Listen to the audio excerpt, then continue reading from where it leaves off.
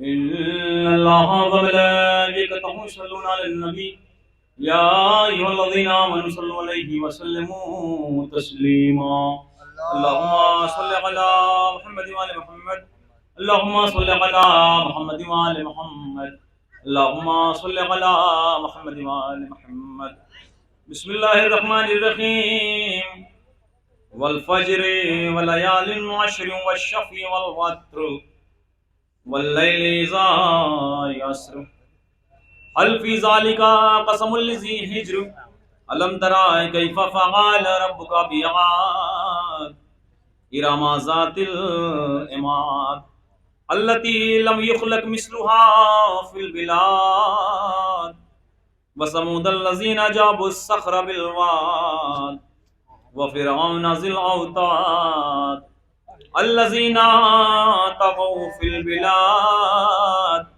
فأكثروا فيها الفساد فصب عليهم ربك صوت عذاب إن ربك لبالمرصاد فأما الإنسان إذا ما ابتلاه ربه فأكرمه ونعمه فيقول ربي أكرمن وأما إذا ما ابتلاه فقدر عليه رزقه فيقول ربي أهنن كلا بل لا تكرمون اليتيم ولا تحاضون على طعام المسكين وتأكلون التراث أكلا لما وتحبون المال حبا جما كلا إذا دكت الأرض دكا دكا وجاء ربك والملك صفا صفا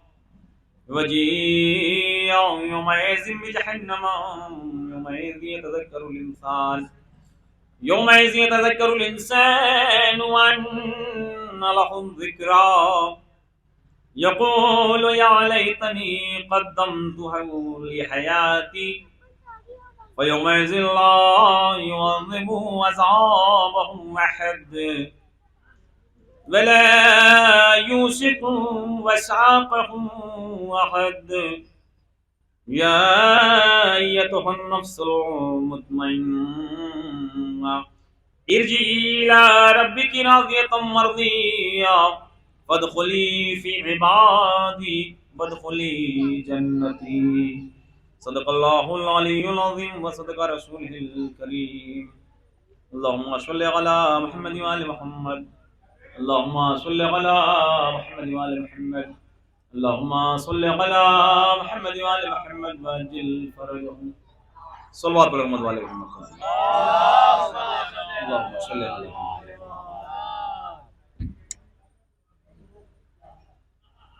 جی بھیا جی مجلس شروع ہونے والی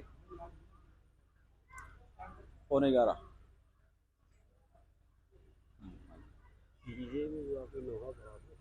کیا گیا ہمارے بہرائی سے اچھا اچھا ماشاء بہرائی یہ ہمارے بڑے یہاں کے داماد ہیں اچھا جی میں تھے جی جی ماشاء تو وہ بھیا پوچھ رہے تھے کہ ہم لوگ بلانا چاہتے ہیں اللہ آئیں گے بھائی آ جائیں بہت پسند کیا گیا 2-3 کڑی بھجان نے خرید ارے آ جائیں گے کوئی بات نہیں بھجن آ جائیں گے لوگوں کو لکھنؤ تک ڈیٹ دیجیے گا صحیح ڈیٹ تو جس میں ہم لوگ خالی ولی وہاں آ جائیں گے انشاءاللہ آواز بہت اچھی تھی انداز بڑا پیارا نہیں خدا کا شکر ہے وہ بھجن بہت شکریہ محمد کا تلاوت کلام اللہ سے آج کے اس پروگرام کا آغاز ہو چکا ہے اب میں ملتمس ہوں یہاں سے پیشکاری کا سلسلہ کچھ دیر چلے گا سوسانی کے فرائض کو انجام دینے کے لیے ہمارے محترم چچا جناب غلام اصغر صاحب اور رحمۃ تشریف فرما ہے اور خطابت کے فرائض کو انجام دینے کے لیے ہندوستان کے مشہور خطیب شعور علی جناب مولانا سید گلزار جعفری صاحب قبلہ اجمیر تشریف رکھتے ہیں انشاءاللہ ایک کے بعد دیگر سلسلہ ہے آئیے حضرات یہیں سے گزارش کی جا رہی ہے پیشکاری کے فرائض کو انجام دینے کے لیے جناب سرور صاحب تشریف لا رہے ہیں ہمارے محترم چچا سرور اکبر پوری صاحب وہ چند اشعار سے یہیں سے پیشکاری سے آغاز ہو جائے گا انشاءاللہ تشریف لا رہے ہیں جناب سرور صاحب علیکم السلام اور میں منتشر مجمع سے گزارش گزار ہوں میرا یہ مجمع محترم مجمع जो इधर उधर बिखरा हुआ है उनसे मोहतरमाना रिस्पेक्ट है, गुजारिश है कि आप लोग तशरीफ ले आएं और यहीं से प्रोग्राम को बाज़ाबिता तौर पर हम शुरू करते हैं। भजन मुझे अगर लिस्ट दे दें तो बेहतर होगा। नहीं बनाई कोई। अच्छा चलिए वली अब्बास से आगाज करवा देते हैं।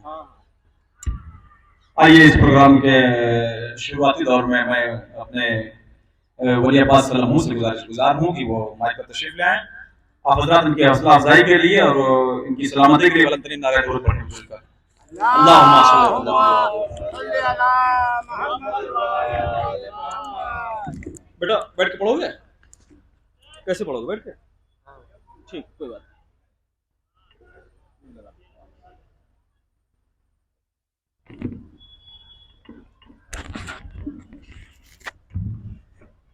नारे सलावत। अल्लाहुम्मा सल्ली अला मुहम्मद व आले मुहम्मद।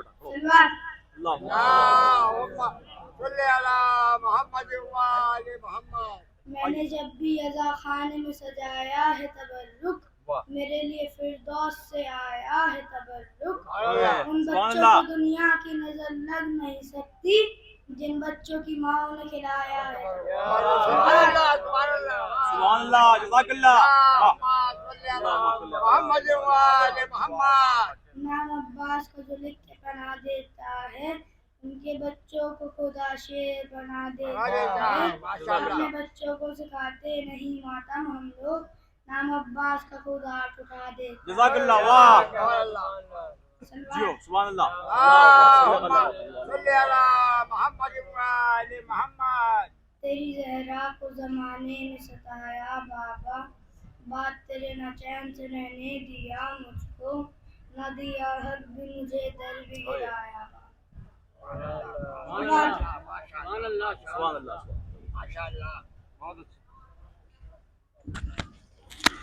आइए हज़रात मैं गुजार हूँ जनाब फैज़ान सल्लल्लाहु अलैहि वसल्लम को तशरीफ लाएं और अपने कलाम से आगाज कर दें। मैं एक बार फिर मुल्तमिस हूँ अपने मोहतरम मजमे की खिदमत में जो मुंतशिर दिखाई पड़ रहा है इधर उधर है और वो फरशेज़ा की ज़ीनत बन जाए। जनाब फैज़ान सल्लल्लाहु ताजपुरी तशरीफ ला रहे हैं पेशवानी ख्वाहिश को अंजाम देने के लिए। सलवात पढ़ें मोहम्मद वाले मोहम्मद पर। अल्लाहुम्मा सल्ली अला मुहम्मद व आले मुहम्मद।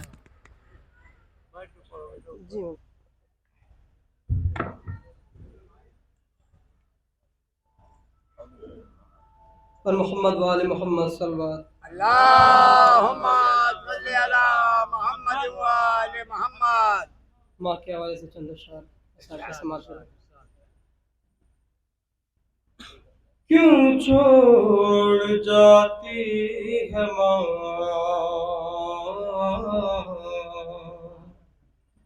क्यों छोड़ जाती है माँ, क्यों छोड़ जाती है माँ, क्यों छोड़ जाती है माँ है,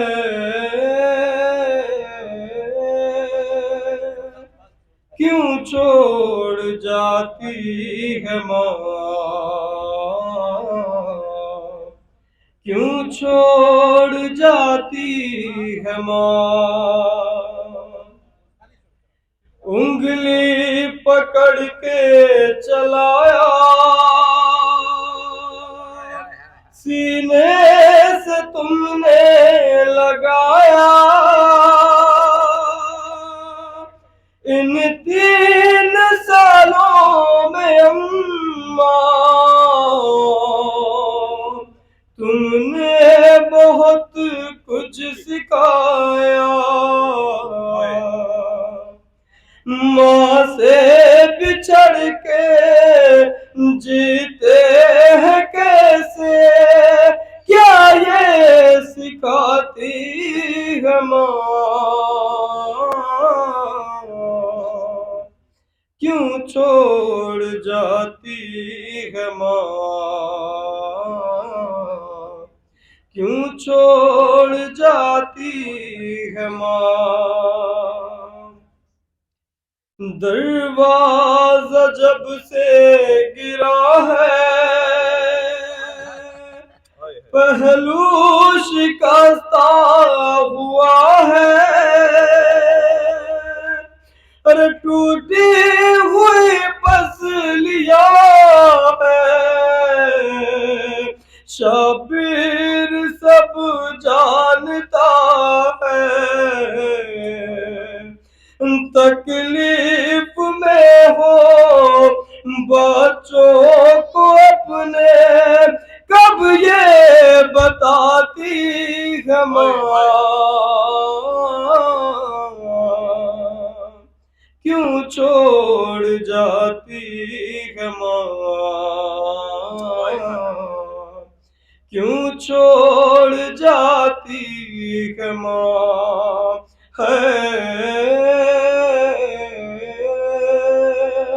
کیوں چھوڑ جاتی ہے ماں، کیوں چھوڑ جاتی ہے ماں، اس فکر میں جاگ جانا پیاسا نہ ہو میرا بیٹا، احساس ہے مجھ کو اماں، کیا پیار ہوتا ہے ماں کا، راتوں کو اٹھ کر بیٹے کو اپنے پانی پلاتی ہے ماں، کیوں چھوڑ جاتی ہے ماں، کیوں چھوڑ جاتی ہے ماں، قصہ مجھے ایک ماں کا بھیا حسن نے سنایا، ارے بیٹا وہی سامنے تھا جب ماں نے کھایا تماچا، اب اپنے گھر میں بیٹوں سے اپنے چہرہ چھپاتی ہے ماں، کیوں چھوڑ جاتی ہے ماں، کیوں چھوڑ جاتی ہے ماں، کیوں چھوڑ جاتی ہے ماں، کیوں چھوڑ جاتی ہے ماں، جب سے لگا تازیانہ مشکل تھا مجھ کو سلانا، جب ہاتھ دیکھا تمہارا تب جا کے میں نے یہ جانا،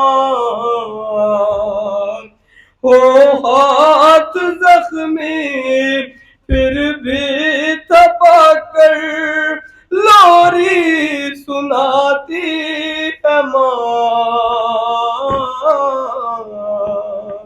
کیوں چھوڑ جاتی ہے ماں، کیوں چھوڑ جاتی ہے ماں،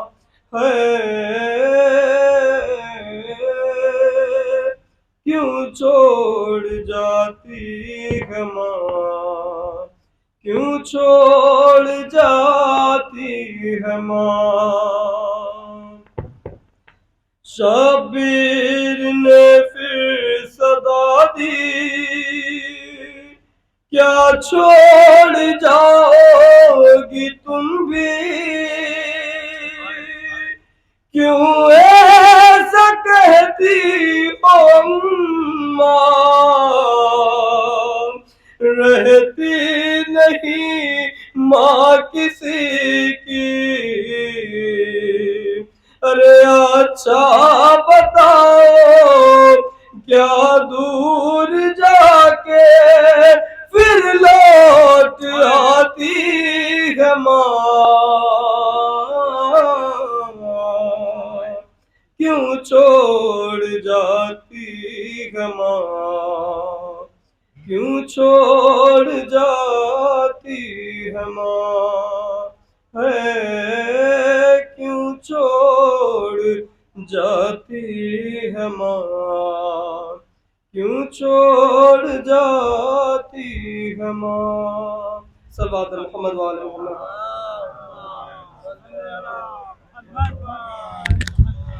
جزاک اللہ ماشاء اللہ فیضان صاحب بہت بڑے اچھے انداز میں ماں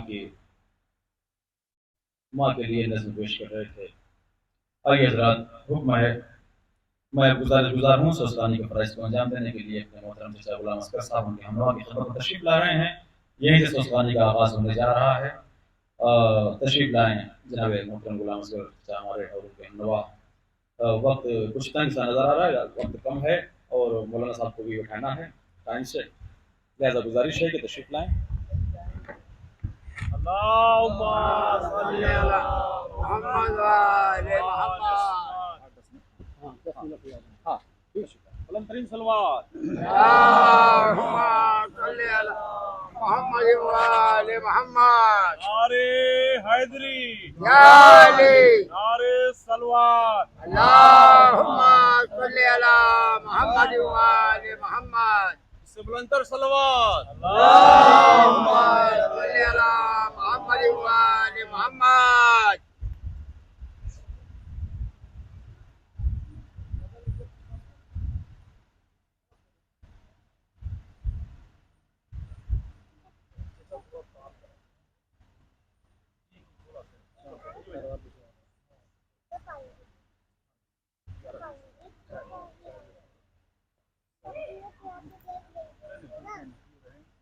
نعرہ صلوات۔ اللهم صل على محمد وعلى محمد۔ جملہ مومنین سے میری گزارش ہے کہ ایک مرتبہ سورہ حمد، 3 مرتبہ سورہ اخلاص کی تلاوت فرما کر مرحومہ مقبورہ کنیز شیری کی روح کو یہ صاف کر دی۔ نعرہ صلوات۔ اللہم صل علی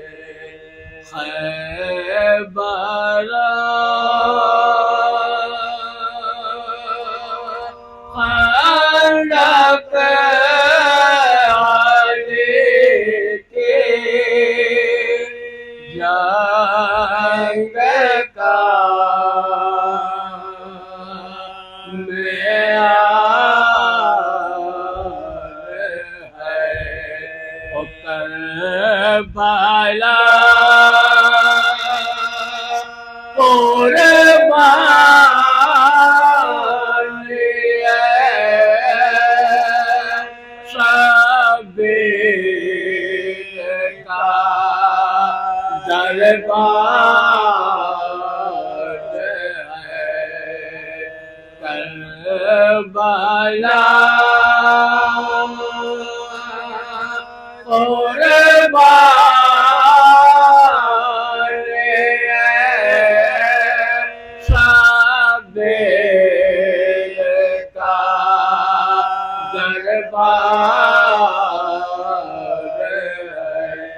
اور سید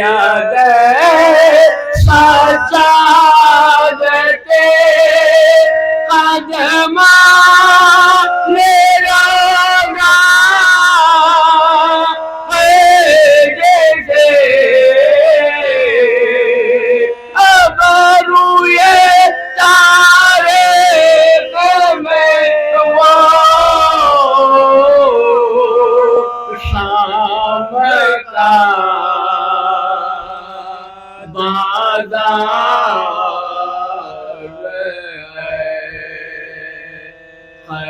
خیبر نعرہ سلوات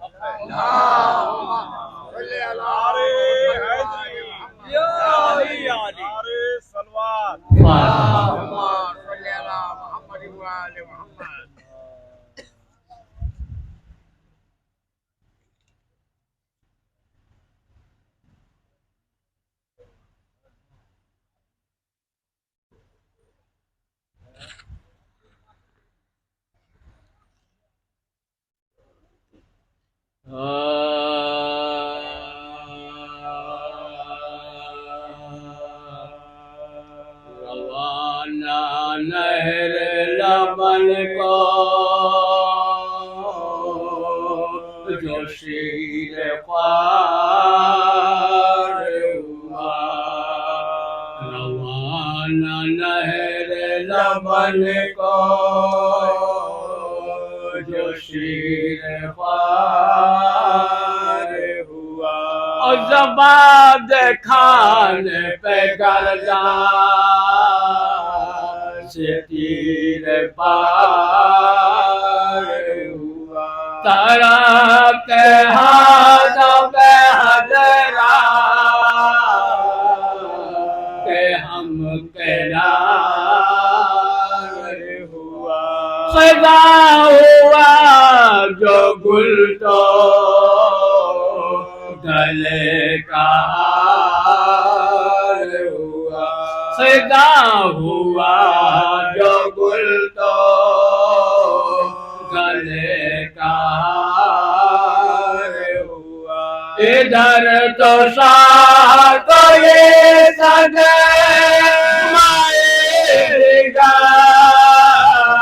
پہنچا ادھر مدینہ سے صبرا کا نام پر پہنچا ارے لوہوں میں غرق کھڑے تھے کمر جھکائے ہوئے ارے پسر کے نل سے میاں گلے لگائے ہوئے لہو بھرے ہوئے اپنے باوڑائے ہوئے اور کفن کے فکر میں خیر سے منہ پھیرائے ہوئے کفن کے فکر میں خیر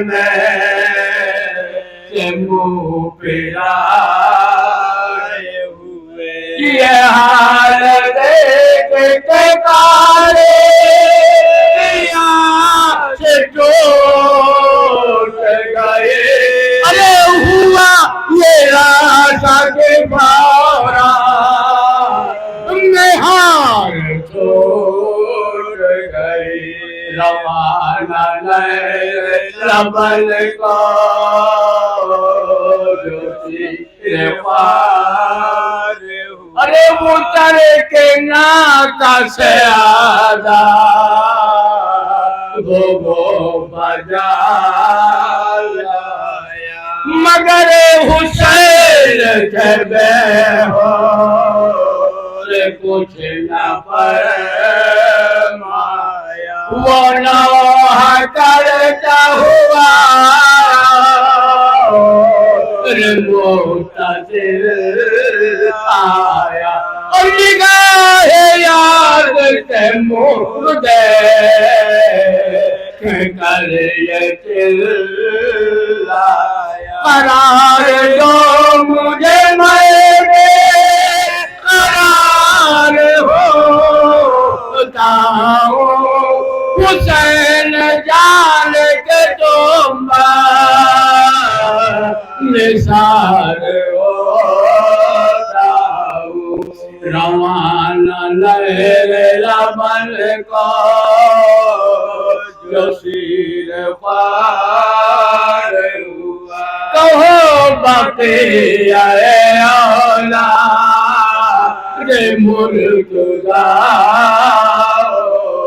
امیر لال کرو اللہ مصطفیٰ غریب کو مظلوم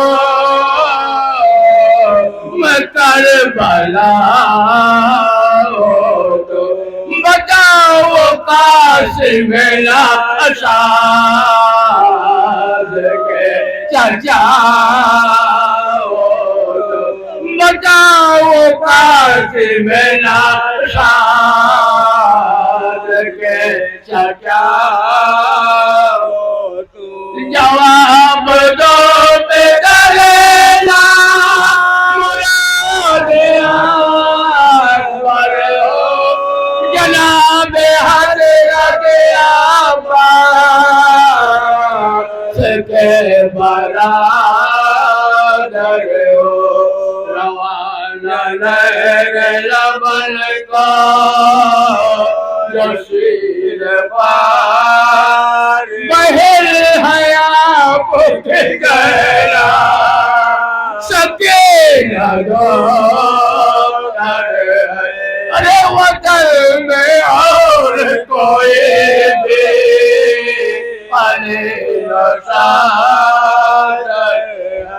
حضور کا کوئی لالا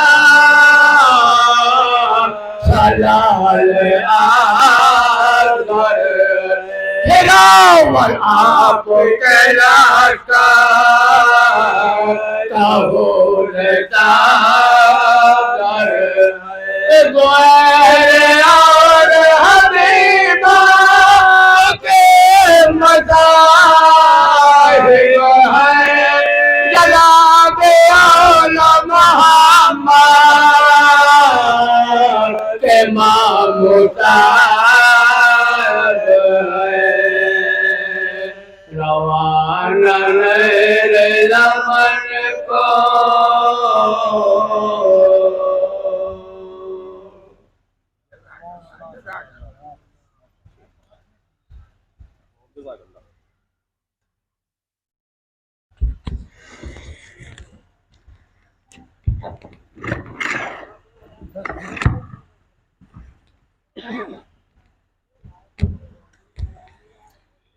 آئیے حضرات ماشاءاللہ سوزخانی کے پرائز کو انجام دیتے ہیں جناب محترم چچا غلام اصغر صاحب ان کے ہمنوا نہایت رفت آمیز مرثیہ آپ حضرات سماعت فرما رہے تھے وقت تنگ ہے اور ویزا میں معذرت چاہتا ہوں کہ ہمارے جو پیشخوان حضرات تھے سرکار تشریف لا چکے ہیں اور اب ان کو آواز دینی ہے سرکار کی خدمت میں ان کی استقبال کے لیے صرف 4 مصرے پیش کروں گا بڑی معذرت کے ساتھ جو حضرات بھی پڑھنا چاہتے تھے وقت نہایت تنگ ہو گیا ہے قبل از نماز ظہر انشاءاللہ پروگرام کو ختم بھی کرنا ہے ایک بلند ترین نعرہ درود پڑھیں آپ حضرات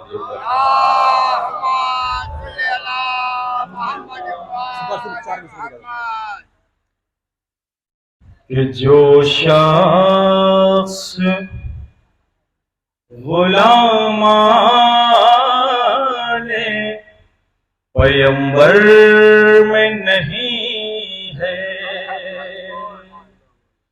جو شخص غلامان پیمبر میں نہیں ہے ہاں جو شخص غلامان پیمبر میں نہیں ہے تو جنت بھی اس انسان کے مقدر میں نہیں ہے جنت بھی اس انسان کے مقدر میں نہیں ہے. سرکار تیسرا اور چوتھا مشرا کہ ہر رخ سے مکمل ہے محمد کا گھرانہ. ہاں ہر رخ سے مکمل ہے محمد کا گھرانہ. وہ کون سی خوبی ہے جو اس گھر میں نہیں ہے.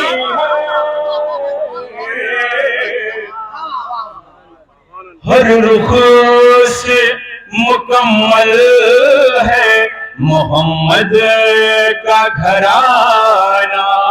وہ کون سی خوبی ہے جو اس گھر میں نہیں ہے. جو شخص غلامان پیمبر میں نہیں ہے تو جنت بھی اس انسان کے مقدر میں نہیں ہے. آئیے حضرات مصروں میں زیر سایہ میں بڑے ہی ادب و احترام کے ساتھ ملتمس ہوں دعوت خطابت دی جا رہی ہے ہندوستان کے مشہور و معروف خطیب شعور علی جناب مولانا سید گلزار جعفری صاحب قبلہ خلاصہ بھی پر تشریف لا رہے ہیں. ان کے استقبال میں حضرات آپ بلندترین نعرے ضرور پڑھیں.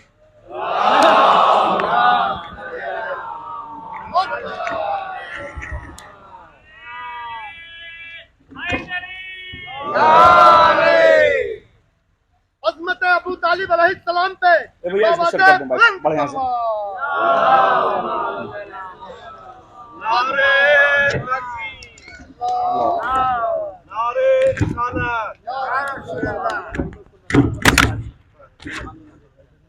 اس کو بڑھیا سیٹ کر دیں.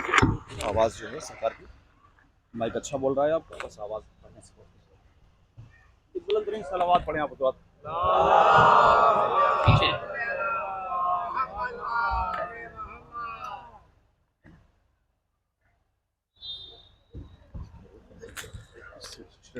عظمت آل محمد پہ آواز بلند سلمان.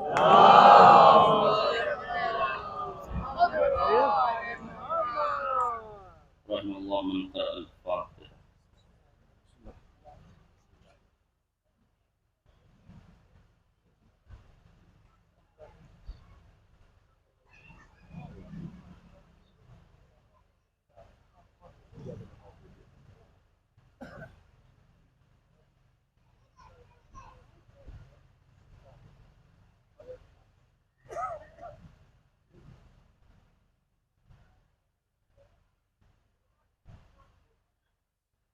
لا حول ولا قوة إلا بالله العلي العظيم. حسبنا الله ونعم الوكيل نعم المولى ونعم النصير. الحمد لله رب العالمين والصلاة والسلام على أشرف الأنبياء والمرسلين والذي صاحب التاج والمعراج والبراق والعلم دافع البلاء والوباء والقحط والمرض والألم. اسمه مكتوب مرفوع منقوش في اللوح والقلم. جسمه مقدس معطر مطهر منور في البيت والحرم. صلى الله على سيد الثقلين ونبي الحرمين وإمام القبلتين محبوب رب المشرقين والمغربين مولا الكونين جد الحسنين أبي القاسم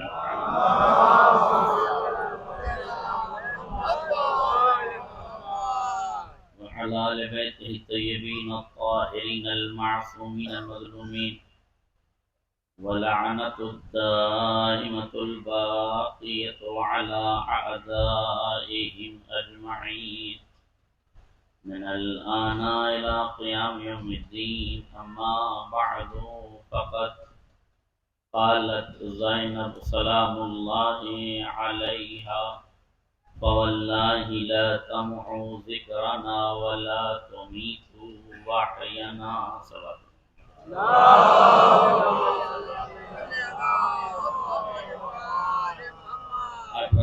شریف مختصر حمد و 3 مرتبہ سورہ اخلاص مرحومہ مغفورہ کنیز شیری بنت ضمیر حسین مرحوم کی روح کو ارسال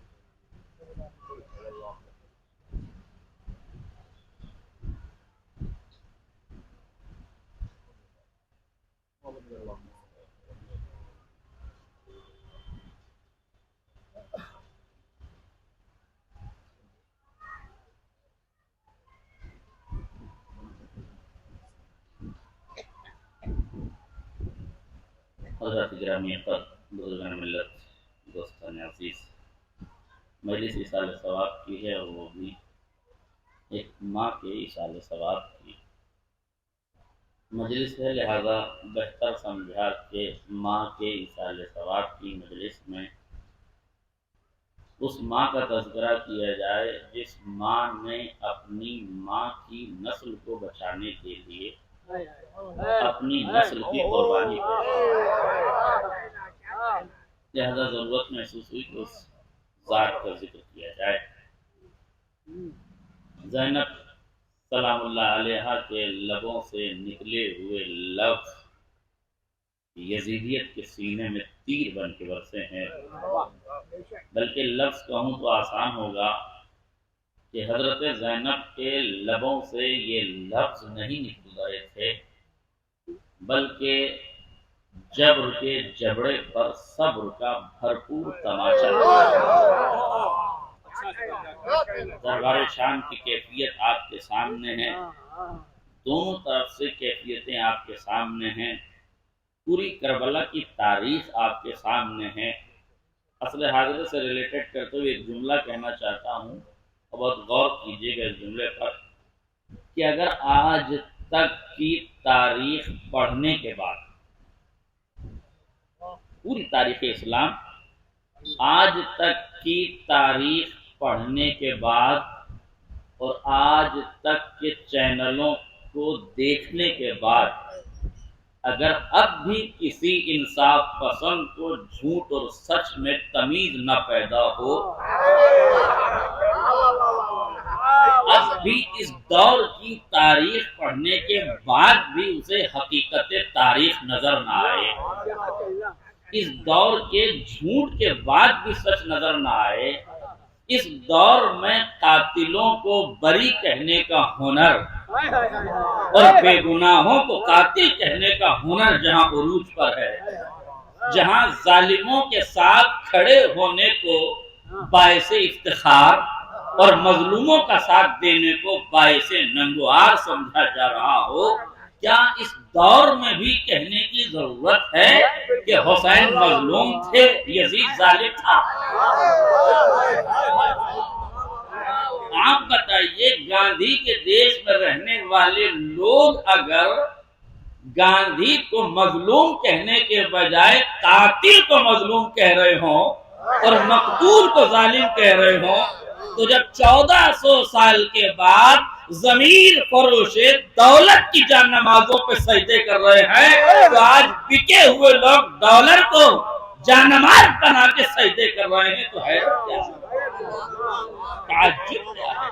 اگر آج مملکت اسلامیہ، اگر اسلامی ملکوں کا یہ حال ہے، اگر مسلمان کہے جانے والے لوگوں کا حال یہ ہے کہ انہیں سیدھی سیدھی تاریخ نظر نہیں آ رہی ہے، جسے 70 سال کی تاریخ میں غاصب اور مغصوب کا فرق نہ معلوم ہو سکے۔ آپ غور کیجئے، ابھی کی بات ہے نا، کوئی بہت بڑا زمانہ تو نہیں گزر گیا، چلیے وہ تو 70 سال کی بات ہے، آپ کی آزادی کو تو ابھی 85 برس ہوئے ہیں، امرت مہوتسو آپ منا کے بیٹھے ہیں۔ جب یہاں کی تاریخ کا یہ عالم ہے تو سوچئے سلطنت جس کے قبضے میں ہو، طاقت جس کے پاس ہو، حکومت جس کے پاس ہو، سب کچھ جس کے پاس ہو، وہ کیا کچھ نہ کر سکا ہوگا۔ یہ تو سلام کہیے علی کی بیٹی کو، جس نے یزیدیت کی ساری سیاستوں کو نیلام کر کے پرچم حسینیت کے علم کو بالا کیا۔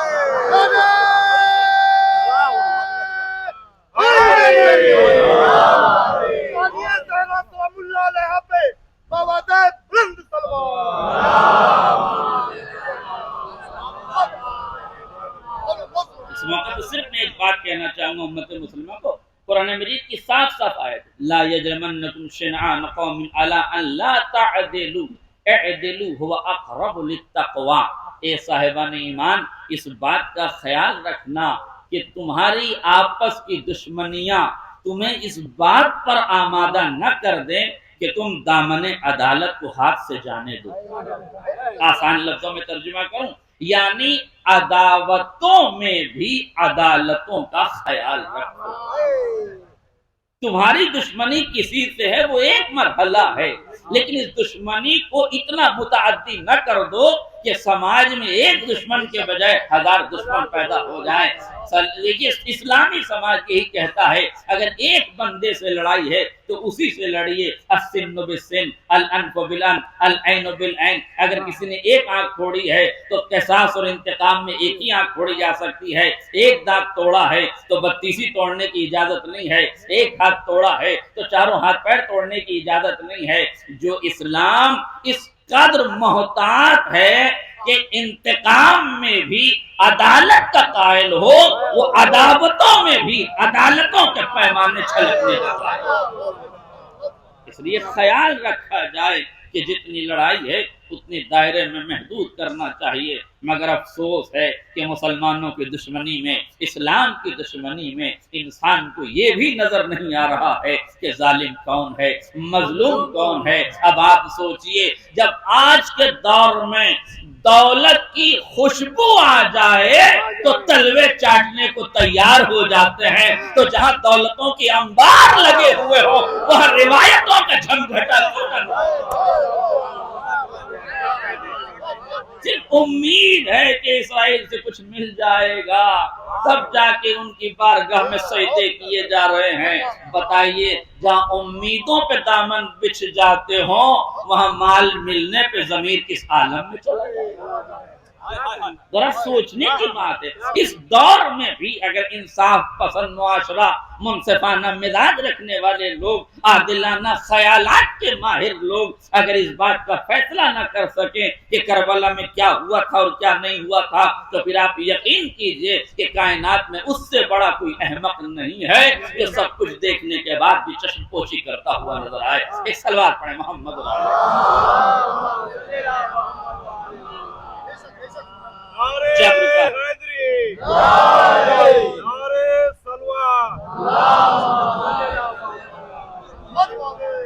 جبر کا دربار سجا ہوا ہے، ظلم اپنے طوفان پر ہے، قتل و غارت گری یزید کر چکا ہے، سب کچھ اس کے ہاتھ میں ہے۔ مگر آپ غور فرمائیے جب جناب زینب اپنے اس لٹے ہوئے کنبے کے ساتھ شام کے دربار میں پہنچی ہیں تو جس خطبے کے یہ 3 فقرے ملاحظہ کر لیجئے، شہزادی نے فرمایا یزید کد کیدک وسع سایک وابذل جہدک فواللہ لا تمحو ذکرنا ولا تمیتو وحینا۔ یزید جتنی عیاری و مکاری کر سکتا ہے کر لے، جتنے خزانے کے دہانے کھول کر ضمیر فروشوں کو خرید سکتا ہے خرید لے، جتنی قوت و طاقت عسکر و لشکر کٹاریں، نیزیں، شمشیریں، جتنی طاقت تو استعمال کر سکتا ہے کر لے۔ آسان لفظوں میں ترجمہ کروں تو یاد رکھیے گا، دنیائے سیاست میں جو اصول ناپے گئے ہیں، حکومت کرنے کے جو طریقے بتائے گئے ہیں، اس پوتر دھرتی کا ایک بدھیمان ویکتی گزرا ہے جسے آچار چانکیہ کہا جاتا ہے۔ اس نے جب راجنیتی کے اصول بنائے ہیں تو اس نے 4 اصولوں میں بات کی ہے۔ میں 5ویں اصول کی بات نہیں کر رہا ہوں، چونکہ کورٹنیتی کے نظریے کو آج ہمارے سماج میں مردوں سے اٹھا لیا گیا ہے، اور رشتوں کی آبرو کو مزمحل کرنے کے لیے یہ ہر گھر میں کورٹنیتی کی ذمہ داری خواتین کے کندھوں پہ ڈال دی گئی ہے۔ چانکیہ مرا نہیں ہے، جہاں رشتوں کو ٹوٹتا دیکھنا وہیں ایک کورٹنیتی کی نیتا گھر میں موجود ہے، سمجھ لینا۔ اور کیا آپ نے؟ لہذا کورٹنیتی کی میں بات نہیں کرتا، یہ آج کل یہ ڈپارٹمنٹ خواتین نے سنبھال لیا ہے۔ آئیے 4 اصول جو بتائے ہیں ان کی بات کرتا ہوں، اور غور کیجئے گا کیا ہیں وہ 4 اصول۔ سام، دام، دنڈ، بھید۔ سام سمجھانے کی سیاست، دام خرید و فروخت کی سیاست، دنڈ قوت و طاقت ڈرانے اور دھمکانے کی سیاست، بھید رازوں کی سیاست۔ تو یہ سب سے خطرناک سیاست ہے، اور اس دور کی بنی امیہ میں اور اس دور کی بنی امیہ میں زیادہ فرق نہیں۔ جملہ واضح ہو جائے، ایک بڑی محتاط لفظوں کے ساتھ پڑھنا چاہتا ہوں، آج کل ہر چیز آن لائن ہے، لہذا میرے ان کہہ لفظوں کے بھی ذرا سا سمجھنے کی کوشش کیجئے۔ میں بات کہہ بھی دوں اور آپ تک پہنچ بھی جائے، اور نہ سمجھوں کے سمجھ میں بھی نہ آئے، اور بات واضح بھی ہو جائے۔ اس لیے ذرا سا خیال کیجئے گا، اس لیے کہ ہم مجلسوں میں ابھدر بھاشا کا پریوگ نہیں کر سکتے، گرچہ لوگ مندر جیسے استھانوں پر بھی ابھدر بھاشا کا استعمال کر سکتے ہیں۔ ان کو اجازت ہے، وہ جس علاقے کی مریادہ کو چاہیں مٹی میں ملا دیں، انہیں کوئی کچھ کہنے والا نہیں ہے، مگر ہم احترام کرتے ہیں اور دنیا کو احترام کا سبق پڑھانے کی کوشش کرتے ہیں کہ کم سے کم ضمیر پاکیزہ نہ ہو تو علاقوں کی پاکیزگی کا خیال رکھ لیا جائے، کم سے کم اس علاقے کی مریادہ کا تو خیال رکھ لیا کرو۔ کاش دنیا اس وقت تو حالت یہ ہے، نہ عہدے کی مریادہ کا خیال ہے نہ مکان کی مریادہ کا خیال ہے۔ بات سمجھ رہے ہیں کہ نہیں؟ 4 چیزیں، سام، دام، دنڈ، بھید۔ سمجھا بجھا کے لے آؤ، بہلا پھسلا کے لے آؤ، کھلا پلا کے لے آؤ، ڈرا دھمکا کے لے آؤ۔ اور کیجئے گا، بہلانے پھسلانے میں رازوں کی سیاست ہے۔ دیکھیے یہ بہت خطرناک سیاست ہے، رازوں کی سیاست۔ کیا مطلب ہے رازوں کی سیاست؟ تاریخ اسلام میں رازوں کی سیاست کا عنوان شام کی اندھیری کوٹھڑیوں سے چلا ہے، جو نہ جانے کن کن اندھیروں میں جا کے پناہ گزین ہو گیا۔ غور فرمائیے گا، 4 لوگوں نے، یزید نے جب خط لکھا ولید بن عتبہ کے پاس، مدینے کا جو والی تھا، اس کے پاس خط لکھا کہ 4 لوگوں سے بیعت لے لو، عبد الرحمن بن ابی بکر، عبداللہ ابن عمر، عبداللہ ابن زبیر اور حسین ابن علی، ان 4 لوگوں سے بیعت لے لو۔ بلکہ تاریخ میں طبری کی یہ لفظیں ہیں کہ اس نے لکھا، طبری نے 3 ہی لوگوں کا نام لکھا ہے کہ عبد الرحمن بن ابی بکر کا پہلے انتقال ہو گیا تھا، تو طبری میں 3 لوگوں کا نام ہے، عبداللہ ابن عمر، عبداللہ ابن زبیر اور حسین ابن علی۔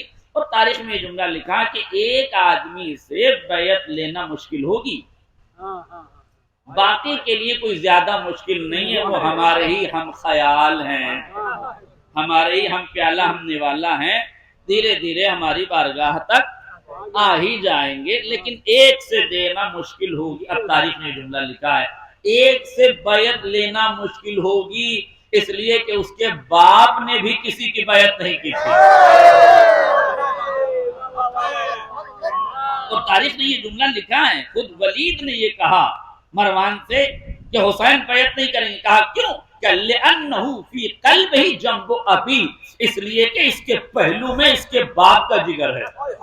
آج پر جملہ واضح ہو جائے، لہذا یہ بیعت نہیں کرے گا۔ مجھے اس جملے سے بحث نہیں ہے، مجھے بحث ہے سام، دام، دنڈ، بھید کے مسئلے سے۔ توجہ کیجئے گا، اب تاریخ میں یہ الفاظ موجود ہیں، کہ یزید نے یہ خط لکھتے ہوئے لکھا کہ اگر ان میں عبداللہ ابن عمر کو کوئی انکار ہو، آناکانی کرے، تو اس سے کہہ دینا کہ تمہارے باپ کے عالم کفر کے لکھے ہوئے وہ خطوط جو اس نے اسلام کے خلاف سازشوں کے عنوان سے لکھے تھے، وہ شام کی کال کوٹھڑیوں میں میرے باپ نے محفوظ کر رکھے ہیں،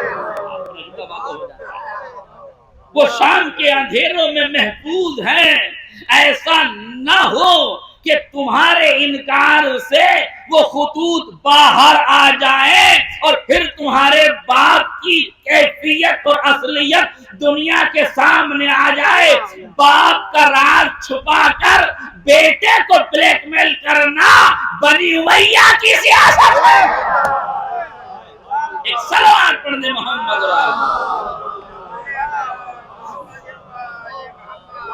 اس مقام پر یہ میسج بھی لیتے چلیے اور یہ یاد رکھیے گا، رازوں کی سیاست کا مطلب ہی یہ ہے کہ راز بوقت ضرورت محفوظ کیے جاتے ہیں تاکہ بوقت ضرورت ان کا استعمال کیا جا سکے۔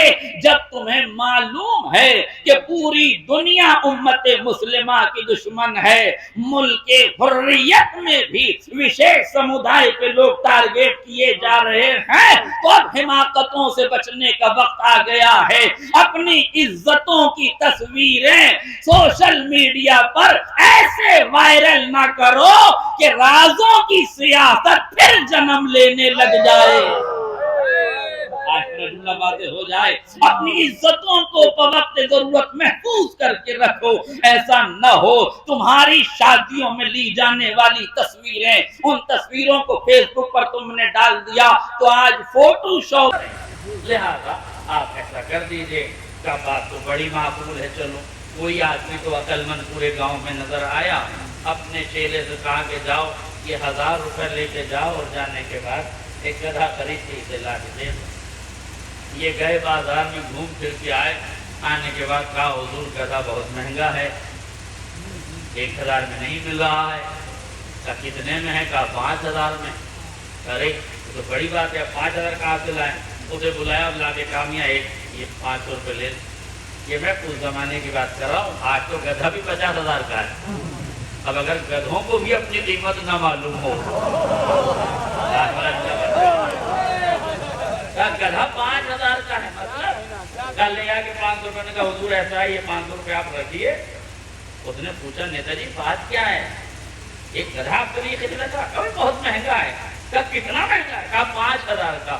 کہا تعجب ہے نیتا جی، آپ 500 میں بندہ خریدنے آئے ہیں جبکہ آپ کو بازار میں 5,000 کا گدھا نہیں مل رہا۔ اب جو لوگ کوارٹر پہ اپنے آپ کو بیچ رہے ہیں ان سے پوچھو تمہاری قیمت تو گدھوں سے بھی کم لگائی جا رہی ہے، تو کم سے کم ہماری قوم کو کوئی گدھا نہ بنا کے چلا جائے۔ لفظ بدلوں تو آسان ہو، کوئی گدھا نہ بنا کے چلا جائے، اس لیے عقل کے ناخن ابھی سے لینا شروع کر دیجئے۔ ایک سلوات پڑھی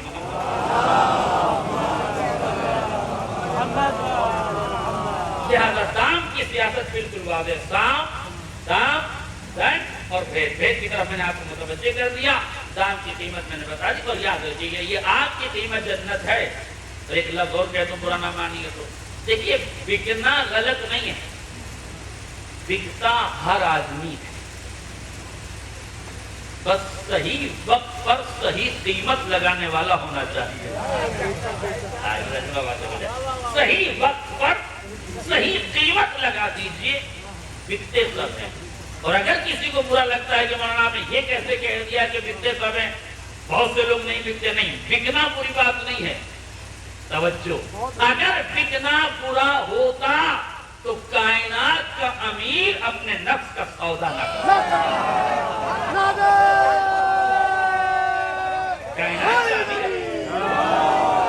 عظمت آل محمد پہ آواز بلند سلوات۔ اور یہ میری لفظیں نہیں ہے، وہ میں نے ناصر من یشری نفسہ ابتغاء مرضات اللہ، اللہ کی مرضی کے عوض جو اپنے نفس کو بیچتا ہے اس ذات کا نام علی بن ابی طالب ہے۔ توجہ کیجیے گا، تو نفس کو بیچا گیا، اس کا مطلب ہے بیچنا بری بات نہیں ہے، बस ये देखो किसके हाथ बिक रहे हो। खरीद कौन रहा है, खरीदार कौन है? अगर खरीदार खुदा है तो नफ्स को बेचा जा सकता है। ये और बात है कि खरीदने वाले ने पूछा, या अली मैंने तेरा सोना खरीद लिया है, अब कीमत बता।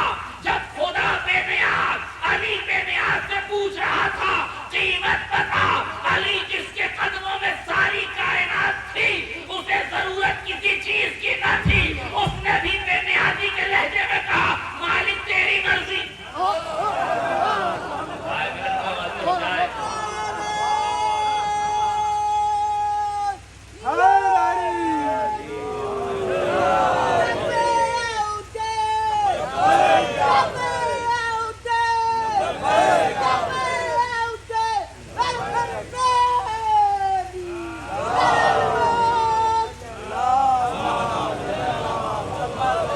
जब एक हमला यहाँ तक आ गया तो क्या, वो बेनियाज था, उसने पूछा, या अली तुम सो गए, तुम्हारे नफ्स को मैं खरीदना चाहता हूँ, इसकी कीमत बताओ।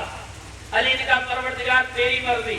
अब तवज्जो कीजिएगा, जब बेनियाज से बेनियाज बंदा जब अब्द से माबूद पूछे, माबूद अब्द से पूछे कीमत बता, अब्द माबूद से कह दे तेरी मर्जी, तो अब उसका भी हक था ना, या अली तूने वाहिद से वाहिद की मर्जी मांगी है, मैं वाहिद कैसा अगर जमा के फेरे में तुझे सारी मर्जियां बदल।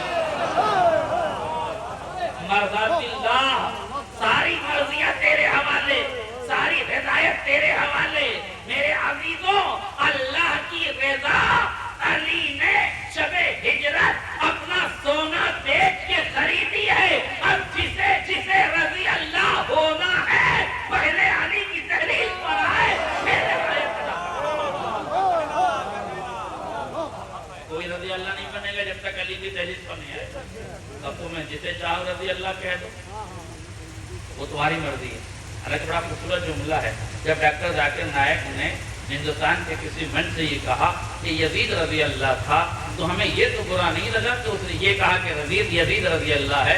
मुझे इस बात की खुशी हुई कि चलो कम से कम इसने रजी अल्लाह का टाइटल तो बता दिया। अब तो हमारी भी समझ में आने लगा कि तुम कैसे कैसों को कैसा कैसा कह देते हो। इस सलाह पढ़े मोहम्मद साम दाम दंड भेद, तवज्जो कीजिएगा, साम दाम दंड भेद समझाने की सियासत, दौलत की सियासत, भेदों की सियासत, राजों की सियासत, ताकत की सियासत। गौर कीजिएगा, दुनियाई सियासत में आचार्य चाणक्य ने कहा है, अगर किसी हाकिम के पास ये चारों राजनीति के उसूल आ जाएं, हुकूमत उसकी रहेगी, इक़्तिदार उसका रहेगा, ममलकत उसकी रहेगी, सल्तनत उसकी रहेगी, मगर सलाम है अली की बेटी पर जिसने दरबारे शाम में इन चारों उसूलों को चैलेंज किया। यजीद की आंखों में आंखें डाल के पूरी दुनिया यजीदियत को ललकार के फरमाया कि कैदक वसायक वअब्दुल जहदक ववल्लाहि ला तमहु जिक्रना वला तुमीतु वहयना। यजीद सुन, जो कुछ तुझसे हो सके कर ले, साम दाम दंड भेद जितने उसूल सियासत अपना सकता है अपना ले, मगर याद रखना यजीदियत खत्म होगी, हुसैन का जिक्र बाकी रहेगा। वल्लाहि ला तमहु जिक्रना वला तुमीतु वहयना, न तू हमारे जिक्र को मिटा सकता है, न हमारे चिराग वही को बुझा सकता है। अब ये ज़ैनब का कमाल है कि दोनों को बचा के ले जाना है, जिक्र को भी बचाना है, नस्ल को भी बचाना है। समझ कीजिएगा, एक लफ्ज़ की वजाहत कर दूं मैं, दोनों को बचाना है। अब कैसे बचाना है? एक लक़ब है जनाब ज़ैनब का अल्काब में, सानिए ज़हरा। क्या मतलब है सानिए ज़हरा का? ज़हरा की दूसरी ज़हरा, सानी यानी दूसरा, ये दूसरी, सानिया ज़हरा यानी ज़हरा की दूसरी ज़हरा। सवाल है मेरा आपसे, जनाबे ज़हरा के बाद एक ज़ात हुई है जिसे सानी कहा गया। क्या मुझे इस पूरे मजमे में कोई ये बता सकता है? अहले इल्म बैठे हैं, मजलिस से पढ़ने वाले भी बैठे हैं, डॉक्टर असरात भी बैठे हैं, अहले इल्म बाशऊर लोग बैठे हैं, शोरा और दबा सब हैं। क्या मुझे कोई बता सकता है कि जनाबे ज़हरा के बाद तो सानिया ज़हरा जनाबे ज़ैनब हुई हैं? क्या जनाबे ज़ैनब के बाद कोई सानिया ज़ैनब हुआ है? نہیں. کیوں نہیں ہوا؟ اگر زہرا کے بعد ایک ثانیہ زہرا کی ضرورت ہے تو پھر زینب کے بعد ثانیہ زینب کی ضرورت کیوں نہیں ہے؟ توجہ کیجیے گا بھائی، دو مسئلے ہیں. یا تو یہ کہیے کہ خزانہ قدرت میں کوئی گوہر آبدار ایسا بچا ہی نہ تھا جسے منزل تقدیس و تکریم و تخلیق میں لا کر زینب کا ثانی بنایا جائے. یا تو تھا ہی نہیں وہاں کوئی، کسے بناتا تھا؟ یہ بات تنگ نظری ہے، اور قادر مطلق کی خزانہ قدرت پر شک ہمیں زیب نہیں دیتا. اہل ایمان کے ایمان کے خلاف ہے کہ وہ خدا کی قدرت پہ شک کریں. اس کی قدرت میں تو تھا کہ خزانے سے کسی گوہر آبدار کو نکال کے ثانی زینب بنا دیتا، تو پھر اس نے بنایا کیوں نہیں؟ کب بنایا؟ اس لیے نہیں کہ زہرا کے بعد کچھ کام بچے تھے. زہرا کے بعد کچھ کام بچے تھے جس کی تکمیل کے لیے ثانی زہرا کی ضرورت تھی، مگر زینب نے کچھ چھوڑا ہی نہیں کہ پھر کسی کو ثانی زینب کی ضرورت تھی.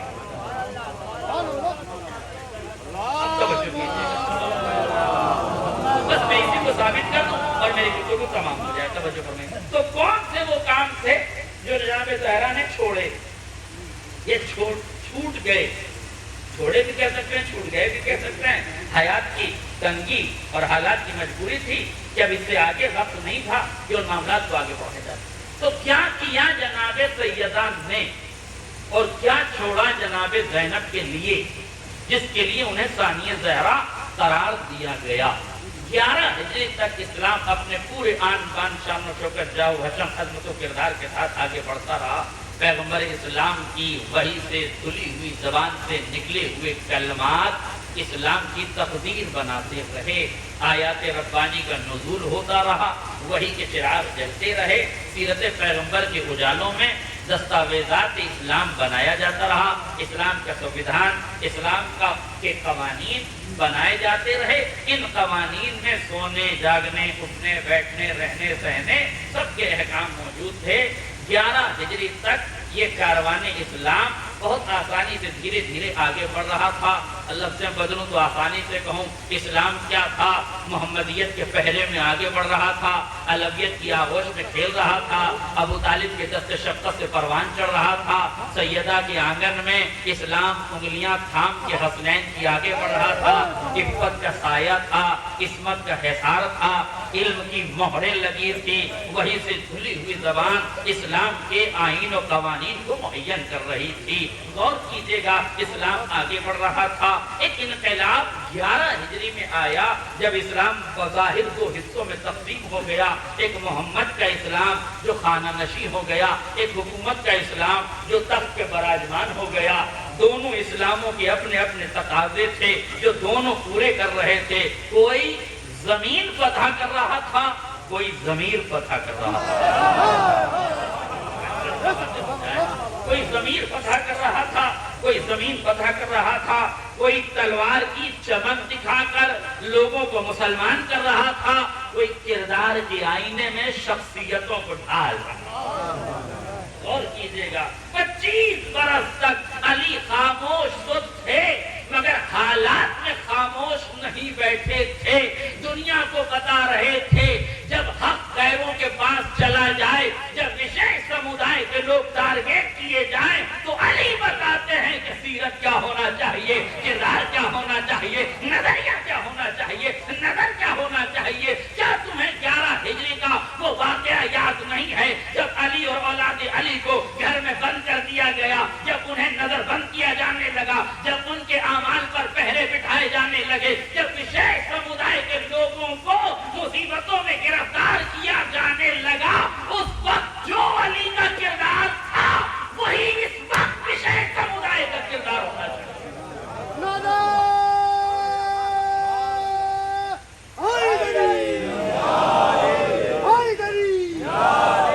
عظمت ابو طالب علیہ السلام پہ باوجہ بلند سلوات.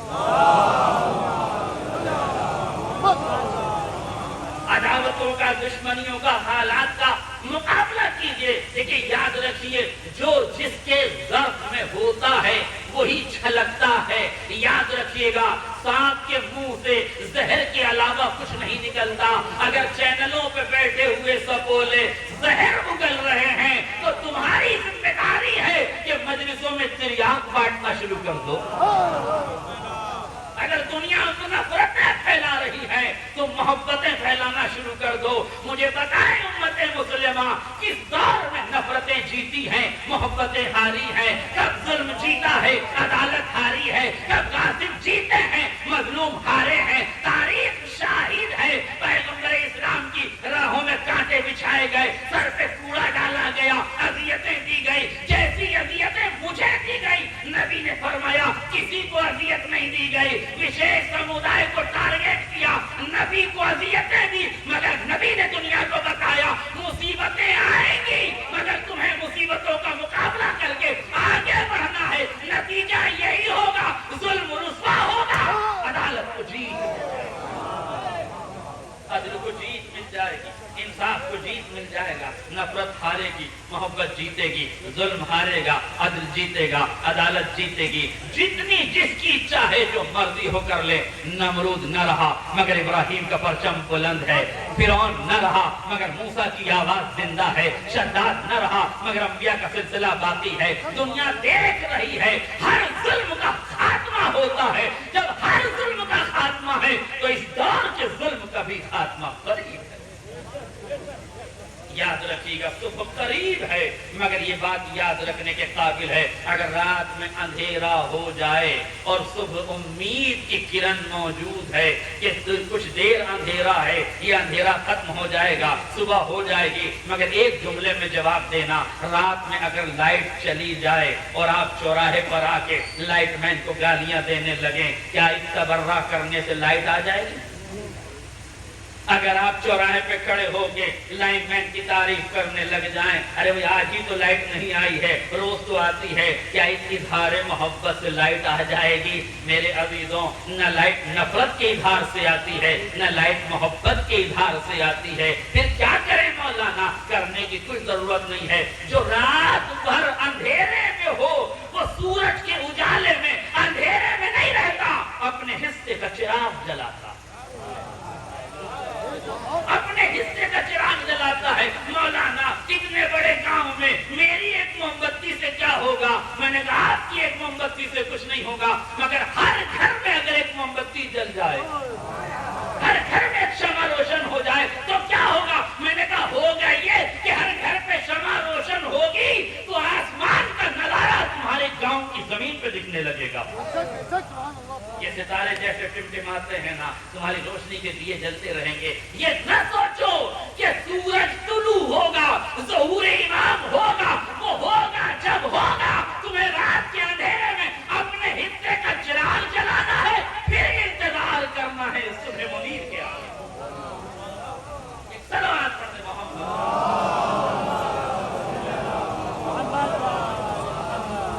लिहाजा हुकूमत का इस्लाम अपने काम कर रहा था, मोहम्मद का इस्लाम अपने काम कर रहा था।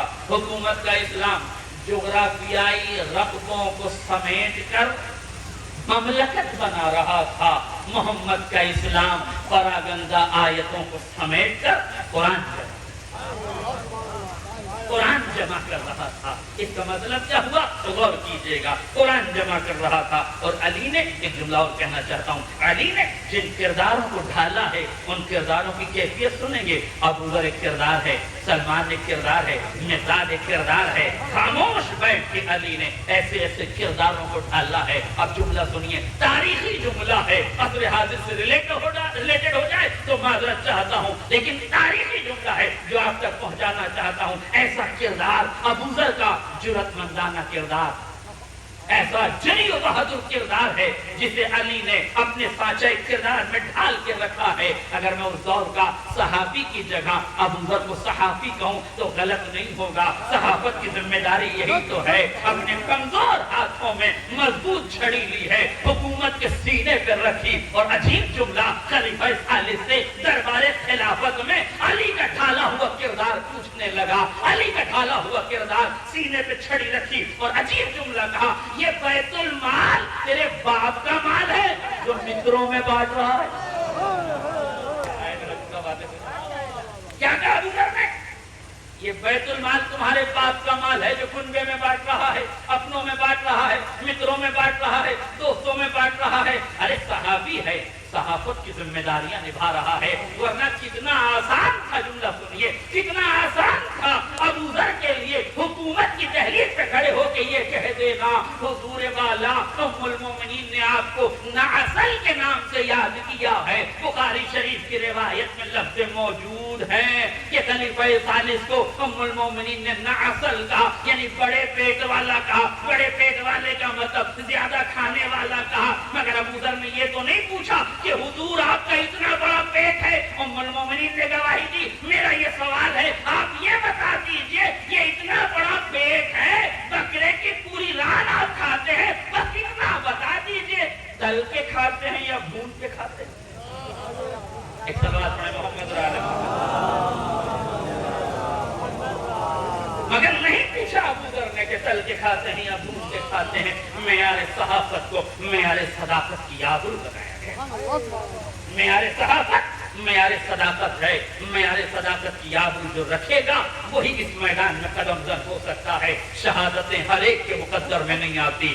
جو صداقت پہ مبنی گفتگو کرتے ہیں انہی کو میدان میں شہادتیں, اور ظلم انہیں شہید کر کے بتا رہا ہے کہ جب بھی کوئی حق کا نگہباں صحافت کی شکل میں بھی اٹھے گا تب بھی شہادت سے دو چار ہوگا, اسے مرنا پڑے گا, اسے اپنی جان گنوانا پڑے گی. اس لیے میرے عزیزوں یاد رکھیے گا, ان باتوں کو محفوظ کر لیجئے کہ 11 ہجری میں جو علی کے ساتھ ہوا تھا شاید وہ امت مسلمہ کے ساتھ ہو رہا ہے. تو آپ کو وہی کردار ادا کرنا ہے جو علی نے ادا کیا ہے. اور امت مسلمہ سے میں بدست ادب جوڑ کے پوچھنا چاہتا ہوں, آپ کو کس بات پر اعتراض ہو رہا ہے؟ آپ کیوں کہہ رہے ہیں کہ قاتلوں کو ورمالا پہنائی جا رہی ہے, زانیوں کا ساتھ دیا جا رہا ہے, زناکاروں کو سمانت کیا جا رہا ہے, جنہوں نے قتل عام مچایا ہے ان کی عزتوں کو بڑھایا جا رہا ہے, ان کے گلے میں ورمالا پہنائی جا رہی ہے؟ یہ بات تمہیں کہنے کا ادھیکار نہیں ہے, یہ بات ہمیں کہنے کا ادھیکار ہے. اس لیے کہ ہم نے کل بھی اس کی مخالفت کی تھی, آج بھی ہمیں ادھیکار ہے. مگر جب کل تمہاری پہلی حکومت آئی تھی اور تم نے اپنا نمائندہ زکات لینے کے لیے بھیجا تھا, اس نے مالک ابن نویرہ کو قتل کر دیا, ان کی زوجہ کے ساتھ بدسلوکی کی, اس کے بعد پورے علاقے کو ملیا میٹ کر دیا, پورے علاقے کو نظر آتش کر دیا, نرسنہار کر دیا, پورے علاقے کو قتل کر دیا. آج جو اسرائیل کر رہا ہے کل وہی خالد ابن ولید کر چکا ہے, کر چکا ہے. مگر حکومت کی کیا ذمہ داری تھی؟ قسم خدا کی اس مقام پر میں جملہ ضرور کہنا چاہوں گا, خلیفہ اول کو تھوڑی حیا شرم آئی تھی جب قاتل آیا تھا. اب یہ جملہ میں آپ سے کہہ رہا ہوں, ذرا محسوس کیجئے گا. جب قاتل آیا تو فوراً ایکشن لیا حکومت نے. خلیفہ اول نے پوچھا کہ تم نے ایسا کیوں کیا؟ وہ تو ہندی نہیں آتی تھی خلیفہ اول کو, ورنہ یہ کہتے کہ تم نے راج دھرم کا پالن نہیں کیا. آئے میرا جملہ بات, ایک صلوات پڑھے محمد پوچھنا چاہیے تھا نا, یہ زکات بھی تو نہیں دے رہے تھے, مارنے کی کیا ضرورت تھی, قتل کرنے کی کیا ضرورت تھی؟ مگر جب قاتل قتل کر کے آیا, جناب مالک ابن نویرہ کی بیوی کے ساتھ بدکاری کر آیا اور حکومت نے ورمالا پہنا کے سیف اللہ کے خطاب سے سمانت کر دیا, تو چیخ کیوں رہے ہو؟ قاتلوں اور زانیوں کو سمانت کرنا تمہاری حکومتوں نے سکھایا تھا, ان حکومتوں نے سیکھ دیا. ایک صلوات پڑھنے محمد جو بنی امیہ کی سیرت پہ چلے گا وہ اسی سیرت کو اپنائے گا, اسی کردار کو کو اپنائے گا، مگر یہاں زبانیں کٹی ہیں، دار پہ چڑھے ہیں، مگر ضمیر کا سودا نہیں کیا ہے، ضمیر کا سودا نہیں کیا ہے، حقانیت کی راہ میں قربانیاں دی ہیں مگر کبھی سودا نہیں کیا، کبھی غلط کو صحیح نہیں کہا، اور صحیح 6 ہو جائے تو ہم نے صحیح نہیں کہا۔ ایک صلوات پڑھ دیں محمد صلی اللہ علیہ وسلم۔ ہم تو آدھا درجن صحیح کو بھی صحیح نہیں کہتے، یہ تو 1 درجن لوگوں کو صحیح کہنے پہ تیار۔ آپ اور فرمائیے، صحیح مسلم نے 4 لاکھ حدیثیں جمع کی تھی، پھر غور کیا تو 3 لاکھ ہٹا دی، 1 لاکھ بچی، پھر اس پہ غور کیا تو 97,000 ہٹا دی، 7,000 بچی۔ انہیں کتاب میں رکھا گیا صحیح کا نام دے کر۔ انجینئر بشیر خان نے، ہمارے پڑوسی انجینئر تھا، بہت خوبصورت جملہ کہا، کاش مسلم، صحیح مسلم لکھنے والے راوی اور مؤلف ایک نظر اور ڈال لیتے تو ان 2% میں سے بھی کم سے کم وہ روایتیں جو اسلام کو بدنام کرنے کے لیے ہے وہ ہٹا دی جاتی۔ تو میں نے کہا اگر وہ ہٹ جاتی تو یہ کتاب بھی صحیح مسلم ہو جاتی اور لکھنے والا بھی صحیح مسلم ہو جاتا۔ ایک صلوات پڑھے محمد رضی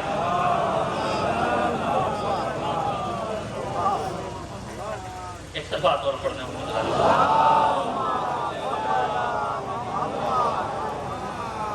کہ جب پاکستان سے لا کے نہیں پڑھا جائے گا اور اپنا ہی پڑھا جائے گا تو پھر ایسا ہی پڑھا جائے گا۔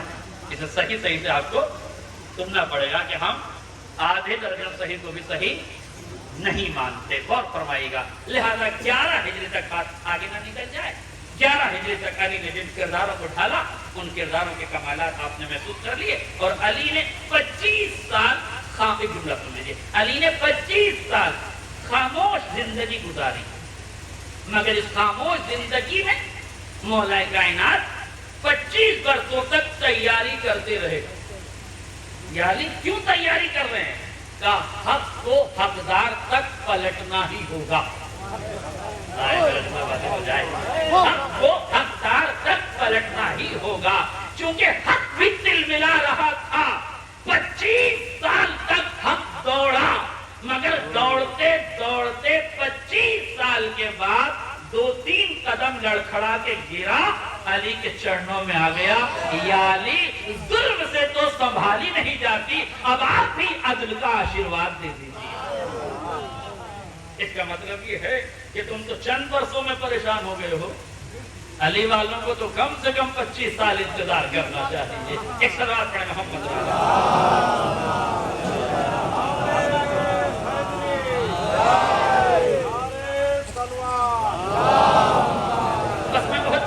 اپنی بات کو مکمل توجہ کیجیے گا۔ 11 ہجری تک اسلام اپنے پورے آن بان شان و شوکت کے ساتھ چلتا رہا۔ 11 ہجری جب اسلام 2 حصوں میں تقسیم ہو گیا، اب غور فرمائیے گا، یہاں پر حکومت کے تخت پر جلوہ افروز ہونے والوں کو احساس کمتری پیدا ہونے لگی، احساس کمتری کا شکار ہونے لگے، چونکہ وہ جانتے تھے کہ علی جیسا انسان اگر اپوزیشن میں ہے تو حکومت بن نہیں سکتی، اس لیے کہ ہم کسی میدان میں ٹکے نہیں، وہ کسی میدان سے بھاگا نہیں، ہم ہر میدان میں لاپتہ، وہ ہر میدان میں لاپتہ، لہذا علی کے سامنے حکومت چلانا مشکل ہے۔ تو اب 3 باتیں کی، کیا کریں؟ پہلی بات، علی سے بیعت لو اور اپنا ہم خیال بنا لو۔ اگر علی بیعت نہ کرے تو علی کو قتل کرو، حکومت کی 2 کرو۔ کائنات میں معذرت چاہوں گا اس جملے کے لیے، علی مشکل کشائے کائنات ہیں، مگر 11 ہجری میں 3 مشکلیں علی کی دہلیز پر آ کے کھڑی ہو گئی۔ علی بیعت کر نہیں سکتے، کیوں؟ اس لیے کہ معصوم کبھی معصیت کاروں کی بیعت نہیں کرتا۔ میں اپنے دوستوں کو سمجھانے کے لیے آسان جملہ کہوں، ید اللہ کا ہاتھ غیر اللہ کے ہاتھ سے نہیں ہے، تو علی بیعت کر نہیں سکتا۔ اب کیا ہے؟ علی شہادت لے یا علی تلوار اٹھائے، دو چیزیں علی کے ساتھ۔ علی شہادت اس وقت قبول کر نہیں سکتے چونکہ خارجی طاقتیں خار کھا کے بیٹھی ہیں کہ اسلام دو ٹکڑوں میں بٹے اور ہم اسلام کو صفحہ ہستی سے مٹا دیں. تو اگر علی علیہ السلام شہادت کو قبول کر لیتے ہیں تو غیر مسلم طاقتیں اسلام کو مٹا دینے کے لیے کافی. تو علی کو اسلام بچانے کے لیے شہادت کو مؤخر کرنا پڑے.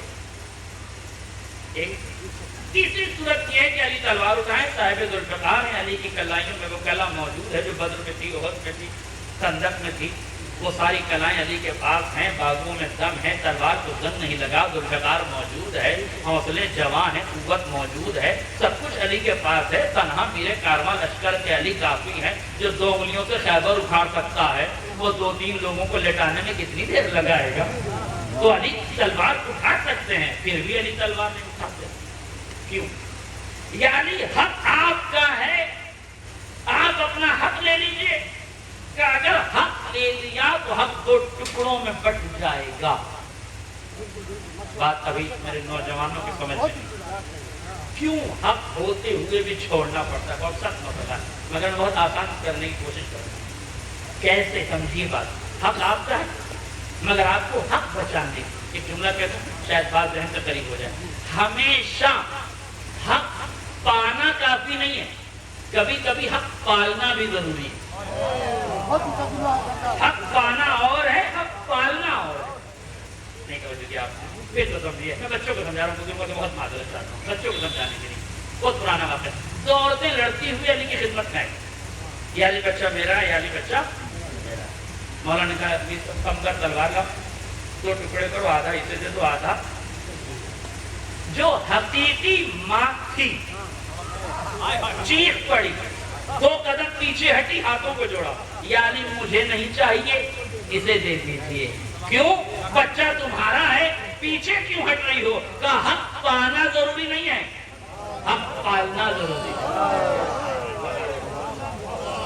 حق پانا ضروری نہیں ہے، حق پالنا ضروری ہے.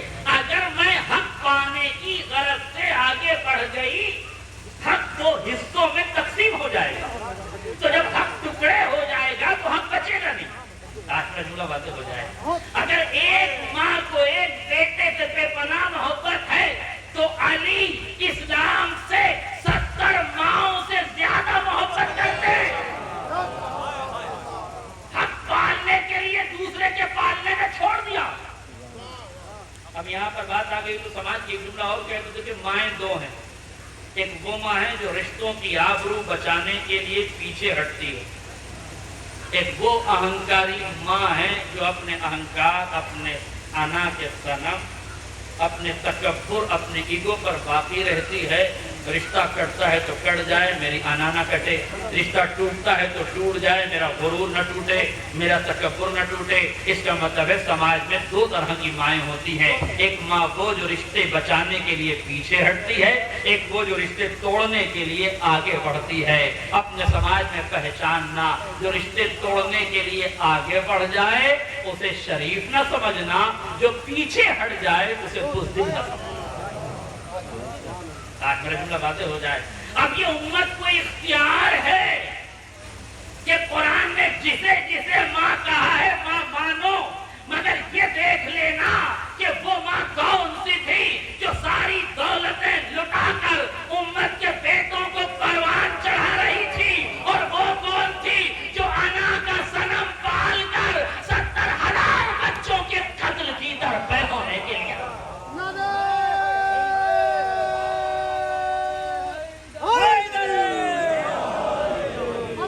فاطمہ زہرا سلام اللہ علیہ پہ بوازے بلند تلوار.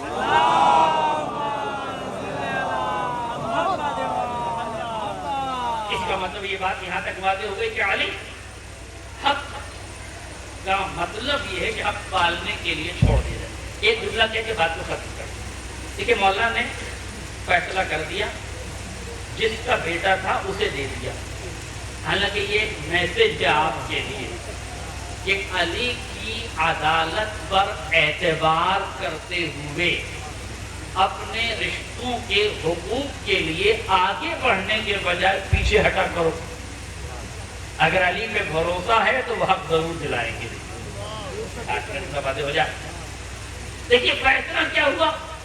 فیصلہ یہ ہوا کہ جو پیچھے ہٹی علی نے اسے بیٹا دے دیا، جو آگے بڑھی وہ محروم ہو گئی. آپ بتائیے ہماری عدالت سے علی کی عدالت کا یہ فیصلہ ٹکرا گیا کہ نہیں؟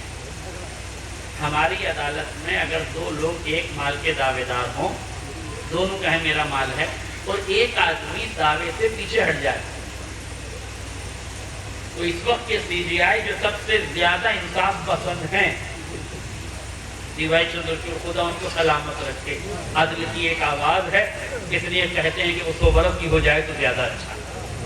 تو اگر یہ چیف جسٹس باقی رہ جائے تو ان سے پوچھئے، فیصلہ تو یہی ہوگا کہ صاحب جو حق پر باقی ہے اسے مال دیا جائے، جو پیچھے ہٹ جائے اسے مال. آسان لفظوں میں کہوں، یہ مائک میرے لیے لگایا گیا، پڑھنے کے لیے میں آیا تھا، آنے کے بعد میں نے میری بڑی لپیٹ کے لے جانے لگا. جب آپ نے کہا حضور یہ علاقے کا مائک آپ کا، میں نے کہا میرے لیے 1 گھنٹہ لگایا گیا تھا. عارف بھائی نے کہا کہ چلو عدالت میں فیصلہ کرو. ہم دونوں عدالت میں گئے. میں نے کہا مائک میرا ہے، انہوں نے کہا میرا ہے. جیسے جج صاحب نے یہ سنا کہ مائک میرا ہے، شفاعت صاحب کو رحم آ گیا کہ حضور جانے دیجیے، مہمان ہی نہیں کو دے دیجیے. اب یہ بتائیے فیصلے کی روشنی میں جج دے گا کسے؟ یہ پیچھے ہٹ گئے ان کو، یہ انہوں نے کہہ دیا تو ہم کو. تو ہوتا یہی ہے کہ جو پیچھے ہٹ جائے مال اسے نہیں ملتا. میں چشمے تصور میں اس عورت کے پاس گیا جو علی کی بارگاہ سے بیٹا لے کے جا رہی تھی. میں نے کہا بی بی یہ بتاؤ کہ ہم بیٹا تو تمہیں مل گیا، اچھا ہوا تم علی کی عدالت میں آئی، ہمارے یہاں نہیں آئی، ورنہ معاملہ الٹا ہو جاتا. اور اچھا ہوا تم وہیں آئی، ورنہ یہ پوتا دادا بن گیا ہوتا اور طے نہ ہوتا. اتنے کیس پینڈنگ میں ہمارے ہوتے ہیں، مشکل ہوتی.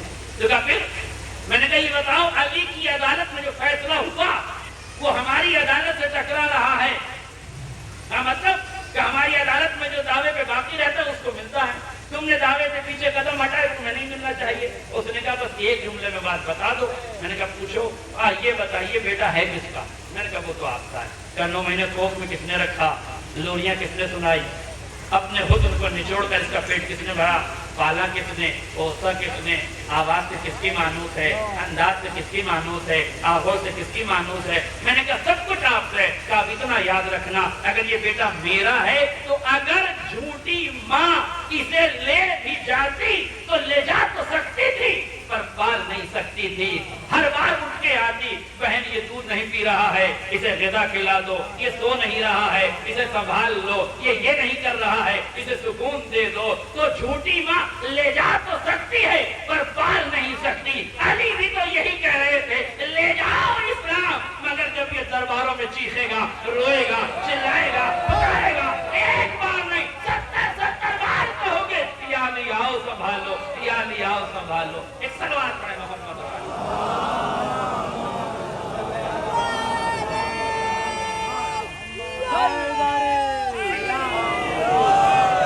بہت جلدی باتیں سن لیجیے، بہت جلدی جو کہ وقت دربانی 12 ماہ تک مجھے ختم کر دینی ہے، سمیٹ رہا ہوں گفتگو کو. اس کا مطلب کیا ہوا؟ علی کے ساتھ 3 مشکلیں ہیں. بیعت کر نہیں سکتے، شہادت لے نہیں سکتے، تلوار اٹھا نہیں سکتے. کائنات کا مشکل کشا عجیب و غریب مشکل میں گرفتار تھا. کون تھا جو علی کی عقدہ کشائی کرتا؟ تو جناب سیدہ اٹھی، حضرت زہرا اٹھی، علی کو اپنے آنکھوں کے حصار سے لیا.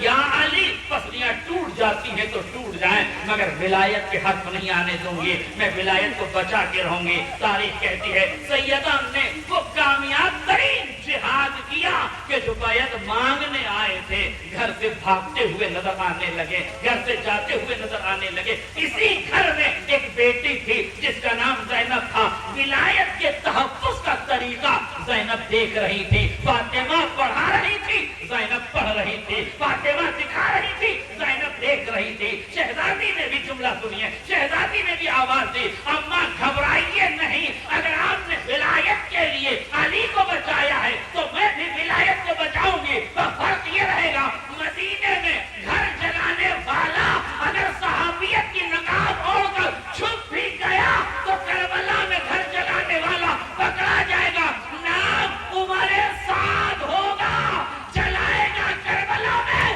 پکڑا جائے گا نام مدینے والا. ایک صلوات پڑھ دے محمد.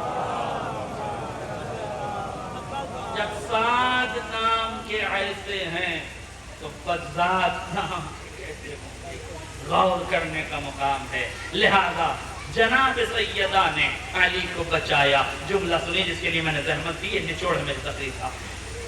सैयदा ने अली को बचाया, विलायत का तहफ़्फ़ुज़ किया, बैअत के सवाल को पीछे ढकेल दिया।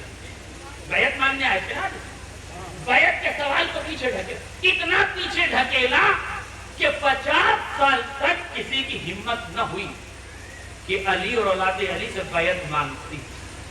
मगर 61 हिजरी में तख्ते शाम से फिर सवाल बैअत उठा, तो सैयदा ने बैअत को पीछे ढकेला था और सवाल बैअत फिर उठा, तो जरूरत पड़ी कि जैसा मुकाबला ज़हरा ने किया था फिर कोई सानिए ज़हरा उठ जाए जो इसका मुकाबला करे। अब तख्ते शाम से बैअत उठी तो अब ज़ैनब की जिम्मेदारी थी कि इस सवाल को पीछे न ढकेले, बल्कि बैअत का गला घोंट के उसकी लाश को चादर में बांधकर फुरात में ऐसे डिबो दे, कयामत तक हुकूमतें तो रहेंगी पर जुर्रते बैअत तलबी न रहेगी।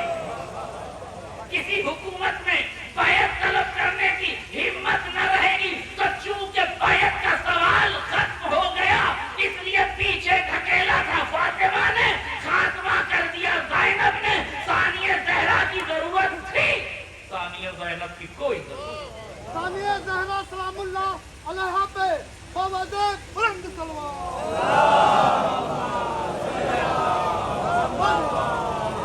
एक फिक्र आपने सुन लिया, अब दूसरा फिक्र और गुफ्तगू मुकम्मल। छोटा सा एक वाक़या है, उसे सुनिए। एक बैअत के सवाल को गला घोंट के खत्म कर दिया शहजादी ने। अब सानिया ज़हरा की जरूरत नहीं है, सानिया ज़ैनब की जरूरत नहीं है। दूसरा काम क्या किया था शहजादी ने? विलायत का तहफ़्फ़ुज़, बैअत को ढकेला, विलायत को बचाया। अब इस विलायत को कैसे शहजादी ने बचाया? जुमला सुनिए। मरहूम रज़ा तिरज़वी साहब क़िबला आला मक़ाम खुदा तरीक़ रहमत फरमाए और इस फ़िक्रों का सवाब उनकी रूह तैयबा को पहुँचे। बुजुर्गों का हक होता है कि जो अच्छी बातें बता के जाएं, इसलिए कुरान ने अच्छी बात को भी सदका कहा है। अब समझ आए सत्य का मतलब क्या है? सत्य का मतलब यही है कि अगर कोई अच्छी बात भी कहे दे तो वो सदका, यानी जब तक वो बात दोहराई जाती रहेगी उसका सवाब उसके नाम आमाल में लिखा जाएगा। वो कहते हैं कि आलिम दीन सफ़र पे जा रहे हैं, सफ़र के दौरान प्लेन में उनकी मुलाकात RSS के एक बुजुर्ग नेता गुजरे हैं पुराने दौर के, अशोक सिंगर, गालिबन ये इलाहाबाद से ताल्लुक़ है। पढ़ा लिखा आदमी था, लिबास देख के पहचान गया कि आप जो शिया में दीन हैं। ज़ाहिर लिबास देख के पहचानना कोई मुश्किल काम नहीं है, लोग पहचान ही लेते हैं, बस नज़र बलीग होनी चाहिए, पहचान लेते हैं। पहचान गए, कहने लगे आप शिया आलिम दीन ने कहा मुझे आपसे एक सवाल कर, बस ये सवाल और जवाब हो क्या करो। मेरा मौजूद आपको याद है, जनाब ज़ैनब को सानिया ज़हरा कहा गया। सानिया ज़ैनब ज़हरा के बाद कोई, सानिया ज़हरा के बाद कोई नहीं होगा, इसका आखिरी करें। उन्होंने कहा कि आप शिया कहाँ का? मैं एक सवाल करना चाहता हूँ, पूछिए। क्या सवाल ये है कि आप शियों ने जनाब ज़ैनब पर बड़ा जुल्म किया। आप शियों ने जनाब ज़ैनब पर जुल्म किया, वो कैसे? जब आप लोग ये पढ़ते हैं कि जब खैमों में आग, बहुत जज्बात में कंट्रोल कीजिए, जब खैमों में आग लगी तो जनाब सैयदा जनाब ज़ैनब सैयद सज्जाद के करीब आई और आके कहा कि क्या जल के मर जाएं या बाहर निकल जाएं, आप बताइए। ये रिवायत आपके यहाँ शब्दों से पढ़ी जाती है। तो ये बताइए, ज़ैनब उस ज़ात गिरामी का नाम है जो फातिमा ज़हरा की आगोश में पली, अली के साये रहमत में परवान चढ़ी, हसनैन की उंगलियां थाम के चलना सीखा, नबूवत की आगोश में आगे बढ़ी हैं। जिस घर की कमीज 20 साल लहजे कुरान में गुफ्तगू करती हो, उस घर के शहजादी के इल्म कमाल, मंज़िलत, फज़ल का क्या आलम होगा, जिसे सैयद सज्जाद आलिमा गैर मुअल्लमा कहें। फरिश्ते जिसकी गहवारा जुम्बानी के लिए आते हों, रसूल जिस दहलीज पर सलाम करते हों, भला उस घर की पली बेटी को इतना सा मसला नहीं मालूम था कि आग जल रही है तो खैमे में जल के मर जाएं या बाहर निकल जाएं? आप लोग कैसी बातें करते हैं? क्या इतना सा मसला नहीं मालूम? आलिम दीन ने लम्हे भर तवक्कुफ किया, तवक्कुफ में आले मोहम्मद से तवस्सुल किया और तवस्सुल के बाद एक जुमला का जुमला सुन लीजिएगा। انہوں نے کہا کہ اصل میں آپ نے مسئلہ تو سمجھا پر مسئلے کی نزاکت نہیں سمجھی. اب توجہ سے جناب زینب نے مسئلہ نہیں پوچھا. امام حسین کی شہادت کے بعد جب یزیدیت خیموں میں آگ لگانے لگی تو دنیائے یزیدیت یہ سوچ رہی تھی کہ حسین ختم ہو گئے، ولایت ختم ہو گئی، حسین مارے گئے، امامت ختم ہو گئی، حسین کے شمع حیات گل ہو گئی، ذریت ابراہیم کا چراغ گل ہو گیا، نسل امامت کا خاتمہ ہو گیا. زینب مسئلہ نہیں پوچھ رہی تھی، پوری یزیدیت کو یہ بتا رہی تھی ابھی حسین شہید ہوئے ہیں، ولایت تو زینب کے حصار میں ہے. ابھی ولایت تو زینب کے حصار میں ہے. توجہ کیجئے گا، زینب تو ولایت کے حصار، زینب کے حصار میں ولایت ہے، ولایت تو زینب نے بچا لیا. اب سمجھ میں آیا جو سیدہ سے وعدہ کیا تھا، بیعت کو پیچھے آپ نے ڈھکیلا، گلا میں گھونٹ دوں گی، ولایت کو آپ نے بچایا. قیامت تک نسل ولایت کو جلتے ہوئے قیام سے میں بچا لوں گی. یا نبی اللہ، آپ کی کملی میں سلام، آپ کی نالین میں سلام، آپ کے قدم کے خاک کے ذروں پہ سلام، آپ کی عظمتوں پہ لاکھوں سلام. مگر میرے مولا مزمل و مدثر طٰہٰ بشیر و نذیر، ارے غدیر کے علاقے میں مومنوں کے درمیان ہاتھوں پہ علی کو بلند کر کے اعلان ولایت آسان تھا، بھڑکتے ہوئے شعلوں میں ولایت کو بچا کے لے جانا بڑا مشکل مرحلہ تھا قسم خدا کی. مگر زینب نے ولایت کو بچایا اور دربار یزید میں یہ دعویٰ کیا فواللہ لا تمحو ذکرنا ولا تمیت وحینا یزید، قسم خدا کی تو ہمارے ذکر کو مٹا نہیں سکتا، ہمارے چراغ وحی کو بجھا نہیں سکتا، ہم چراغ وحی کو بچا کے لے جائیں گے، عظمت ازا کو بچا کے لے جائیں گے. بس عزیزوں، ایک ماں کے ایصال ثواب کی مجلس ہے. آپ نے اس ماں کے فضائل سن لیے جس نے ماں کی نسل کو بچانے کے لیے اپنی ممتا کو قربان کر دیا.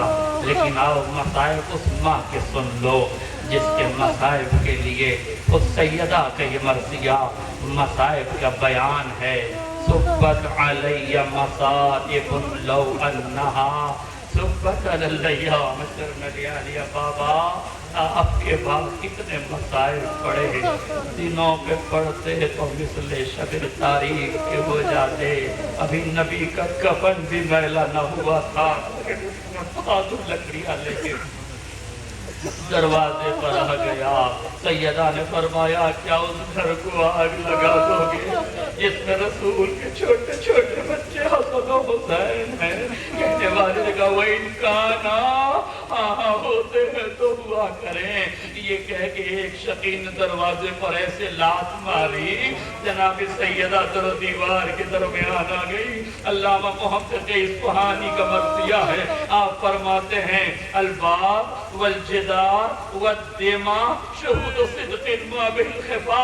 دروازہ، دیوار اور در و دیوار کے درمیان فاطمہ کی ٹوٹی ہوئی پسلیوں کا لہو ایک ایسا گواہ ہے جسے مٹایا نہیں جا سکتا. جیسے ہی دروازہ سیدہ کے پہلو پہ گرا پڑھا یہ جاتا ہے پسلیاں ٹوٹ گئی. نہیں میرے عزیزوں، صحیح لفظ یہ نہیں ہے کہ پسلیاں ٹوٹ گئی. علامہ محقق اصفہانی نے فرمایا اذ رضا تلک العزل الزکیہ رضیۃ لا مثلها رضیہ. جب دروازہ پہلو سیدہ پہ گرا تو پسلیاں چکنا چور ہو گئی. رضا کے معنی ہے ہڈیوں کا چورا چورا ہو جانا. یہ لفظ مخاطب میں 3 جگہ استعمال ہوا ہے. جب علی اکبر کے سینے میں برچی کا پھل لگا، تاریخ کہتی ہے 18 برس کے کڑیل جوان کا کلیجہ ہڈیاں چکنا چور ہو گئی. جب فاطمہ کے پہلو پہ دروازہ گرا سیدہ کی پسلیاں چکنا چور ہو گئی. اور تیسرا جب 10 بھاری بھرکم گھوڑے حسین کے جسم نازلی پہ دوڑائے گئے، نحن رددنا صدر الحسین بعد الظہر کل یعقوب شدید الاثار. حسین کے جسم پر گھوڑے دوڑائے گئے تو حسین کی ہڈیوں کا چورا ہو گیا. یہ رضا کی لفظ استعمال کی ہے رضیۃ لا مثلها सुलह रदिया। बस आखिरी फिक्रा सुन लीजिए, एक ऐसी मुसीबत है जिससे बड़ी कोई मुसीबत नहीं। जब ये फिक्रा मैंने पढ़ा ना तो मुझे हैरत हुई। अल्लामा मुहक्किक़ इस्फ़हानी, अल्लामा कुम्पायगानी अपने ज़माने का इतना बड़ा मर्जा, इतना बड़ा मुहक्किक़, इतना बड़ा फ़लसफ़ी और बड़ा आलिम दीन, ये कैसे लिख सकता है कि पसलियों का टूट जाना एक ऐसी मुसीबत है जिससे बड़ी कोई मुसीबत नहीं। क्या सर का कट जाना मुसीबत नहीं, क्या बाजुओं का कट जाना मुसीबत नहीं, क्या सीने पे बर्छी का फल लग जाना मुसीबत नहीं, क्या गले का छिद जाना मुसीबत नहीं, क्या जख्मों से चूर हो जाना मुसीबत नहीं। मेरे तो सब मुसीबत है, लेकिन पसलियों का टूट जाना सबसे बड़ी मुसीबत है। कैसे? हमें नहीं मालूम था कि इस रिवायत का मतलब क्या है। मगर अज़ाए फातही में मजलिस हो रही थी, ईरान में मजलिस हो रही थी। आगे अंसारियान ने मसाइब पढ़े, मसाइब के दरमियान ये जुमला पढ़ा कि जनाब सैयदा की पसलियां चकना चूर हो गई थी, यानी हड्डियों का चूरा चूरा हो गया था। लोग दहाड़े मार के रोने लगे। मजलिस खत्म हो गई। एक बंदा था जो रोए जा रहा था। मजलिस खत्म हो गई, वो बैठ के रोता रहा। सब घर चले गए, वो बैठ के रोता रहा। जब फर्श अज़ा समेटने का वक्त आया, एक आदमी ने देखा कि अभी तक एक बंदा रो रहा है। दौड़ता हुआ गया अंसारियान के पास गया, क़िबला गज़ब हो गया। आपने ऐसे मसाइल पढ़ दिए, एक बंदा अभी तक रो रहा है। जल्दी से दौड़ते हुए गए, उसे कलेजे से लगाया, पेशानी का बोसा दिया, तसल्ली दी, दिलासा दिया, हाथों को जोड़ के एक जुमला पूछा, भाई बस इतना बता दे, तुझे मैंने मसाइल पढ़े हैं तो मेरे मसाइल का कौन सा फिक्र तेरे दिल में लग गया कि तेरी आंखों से आंसू नहीं गिनते, आंसू नहीं रुकते। उसने कहा क़िबला, मैं हड्डियों का डॉक्टर हूँ, मैं ये बात जानता हूँ कि जिस्म की कोई हड्डी भी टूट जाए ना तो जुड़ जाती है, मगर पसलियां टूट जाए तो जुड़ती नहीं है। पसलियों का ताल्लुक इंसान की सांसों की आमद और रफ्त से होती है। जिसकी पसलियां टूट जाए, अगर वो सांस लेना तो सांस लेते हुए दर्द का तूफान उठता है, जब सांस छोड़ता है तो दर्द का तूफान उठता है। मैं ये सोच के रो रहा हूँ, अरे जब मेरी शहजादी की पसलियां टूट गई थी, अरे 75 दिन शहजादी अरे कैसे जिंदा रही होंगी, जब भी सांस लेती होंगी दर्द का तूफान उठता होगा, जब सांस छोड़ती होंगी दर्द का तूफान उठता होगा। लो अदाकारो, एक डॉक्टर से 1400 साल के बाद फातिमा के मसाइब बर्दाश्त नहीं होते। जरा तसव्वुर करो हुसैन पे क्या गुजरी होगी, ज़ैनब पे क्या गुजरी होगी, फातिमा की औलाद।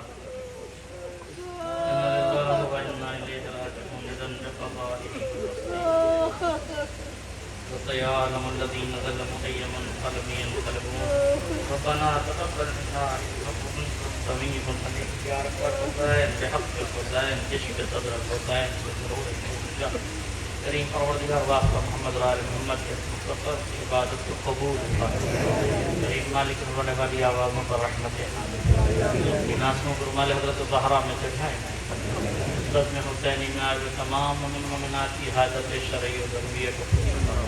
ہم نے جو بیماروں شفائے کاملہ عاجلہ عطا فرما، جو مقروض ہیں ان کے قرضوں کو عطا فرما، جو بے روزگار انہیں روزی عطا فرما، جن کے پاس روزگار اس میں پروان چڑھا۔ کریم پروردگار مومنین کے رزق روزی میں برکت عطا فرما۔ ملک عزیز ہندوستان پر رحمتوں کا نزول فرما۔ ملک عزیز میں ظلم کرنے والے ظالمین کو نصف و نابود فرما۔ ملک عزیز میں دہشت پھیلانے والے دہشت گردوں کو نصف و نابود فرما۔ ملک عزیز کے پر امن فضا کو نفرت میں بدلنے والے اینکروں چینلوں کو نصف و نابود فرما۔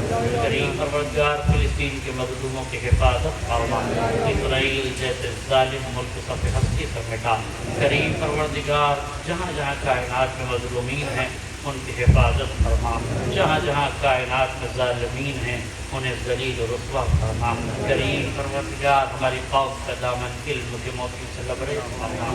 مالک اور امتحان نہ لے، امام زمانہ کے ظہور میں تعجیل فرما اور ہمیں ان کے انصار آوان میں قرار دے۔ آپ رب گزارش ہے سورہ حمد اور 3 مرتبہ سورہ اخلاص کا مرحومہ مغفورہ کنیز شیری بنت ضمیر حسین کو مثال۔